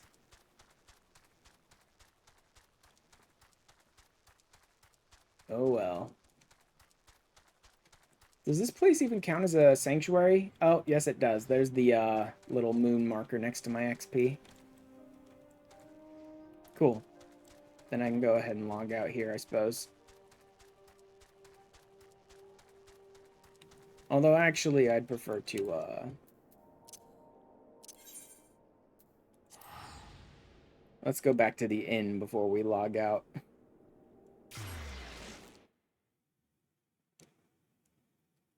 An existing set that was dieable, I must stress. Yeah, I know. Not great. So I don't remember everything that's in the Fall Gourd bit of storyline next. I believe it's sort of pushing us toward the Garuda stuff, but I don't think it actually hits the Garuda stuff. Because we have to go through all the stuff of the Waking Sands first before we can get to the Garuda stuff. Ronkin set with 2 die channels would have so much potential. Very upsetting. Yeah. That would be interesting if they had made it a 2 die channel. Although, just a redo of it. Every time they just redo an old set, it's honestly kind of just annoying to me. As long as there's a dieable version of that set, I don't see why they should bother redoing old sets, but whatever. Very upsetting. You're going to be very annoyed. Is most of Dawn Trail just like redos of old sets on the dungeon gear? That wouldn't surprise me. Yeah. The fact that they still haven't let bunnies and Roths wear freaking hats up to this point, it's like there are certain aspects of the game that it seems like they're just real lazy in.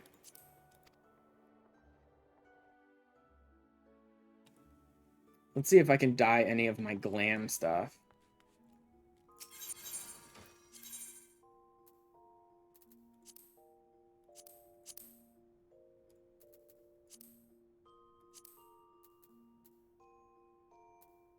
Yeah, no, none of this stuff's even dyeable. Not a single piece of it. The green beret is. None of my tops are. None of my gloves are. None of my pants are. None of my boots are. None of my stuff is dyeable. It's unfortunate. I don't really want to use the beret. I kind of like the way this cap works with, like, my maelstrom stuff.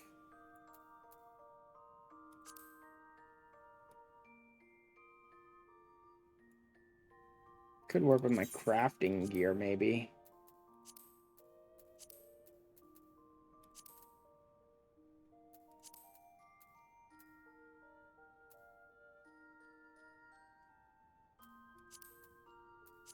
I don't have anything there that works.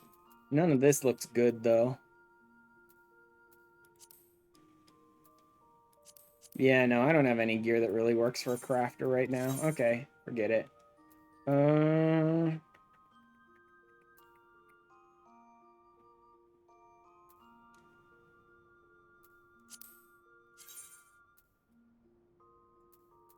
It's not terrible. Disciple of War.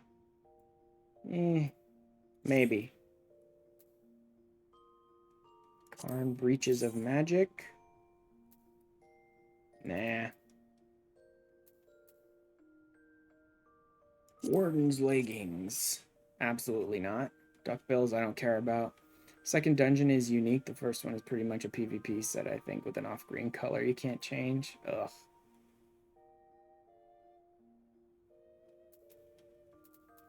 Okay, yeah, there's nothing in here I care about right now. I've only got the one glamour prism, but whatever. There's nothing in here I care about at the moment. Okay.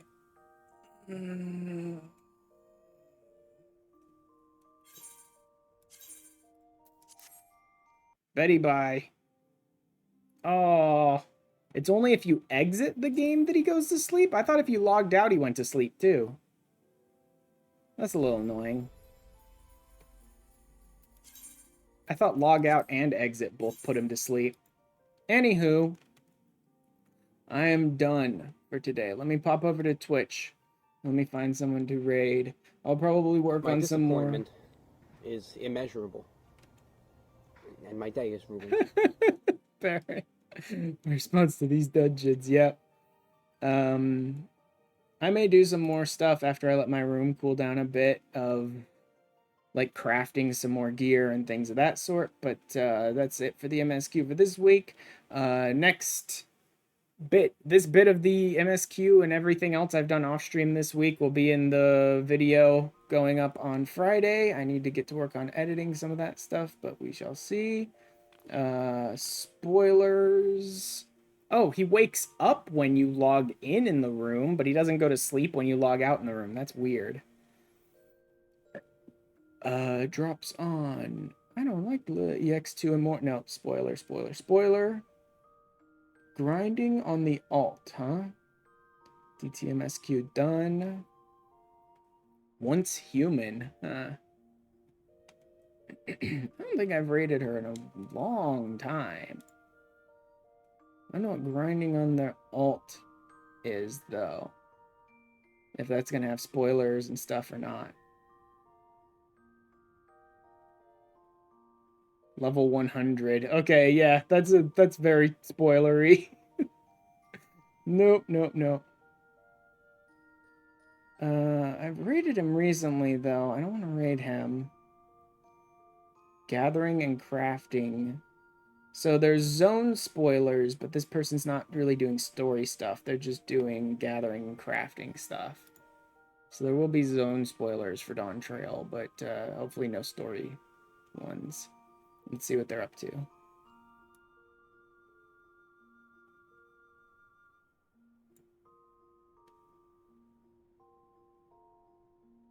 Yeah, okay. I don't think I've rated this person very much. Sure, let's do it. Let's go ahead.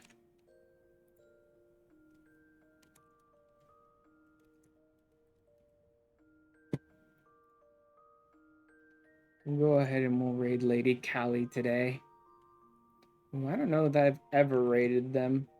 Let me make sure to drop the URL in here so that both chats get it. Yes, and yes, there it is. Anyone on Twitch who gets left behind by the raid, anyone on YouTube who'd like to join us in saying hi to Lady Kali, just go ahead and click on that URL now, and I will see you guys over there in just a second. Everyone who is here tonight, today, whatever, it's actually like more the middle of the day right now, afternoon, whatever. Thanks for being here, guys. More MSQ to come next week, again around Wednesday, this weekend, Saturday or Sunday. I might do more No Man's Sky if they bother to release the darn Expedition finally, which I think they have just recently, or they are soon, so it might be more No Man's Sky. If they haven't, then I'll just do more 14. I think I'm raiding into a raid out. That's unfortunate. Anyway, see you guys later.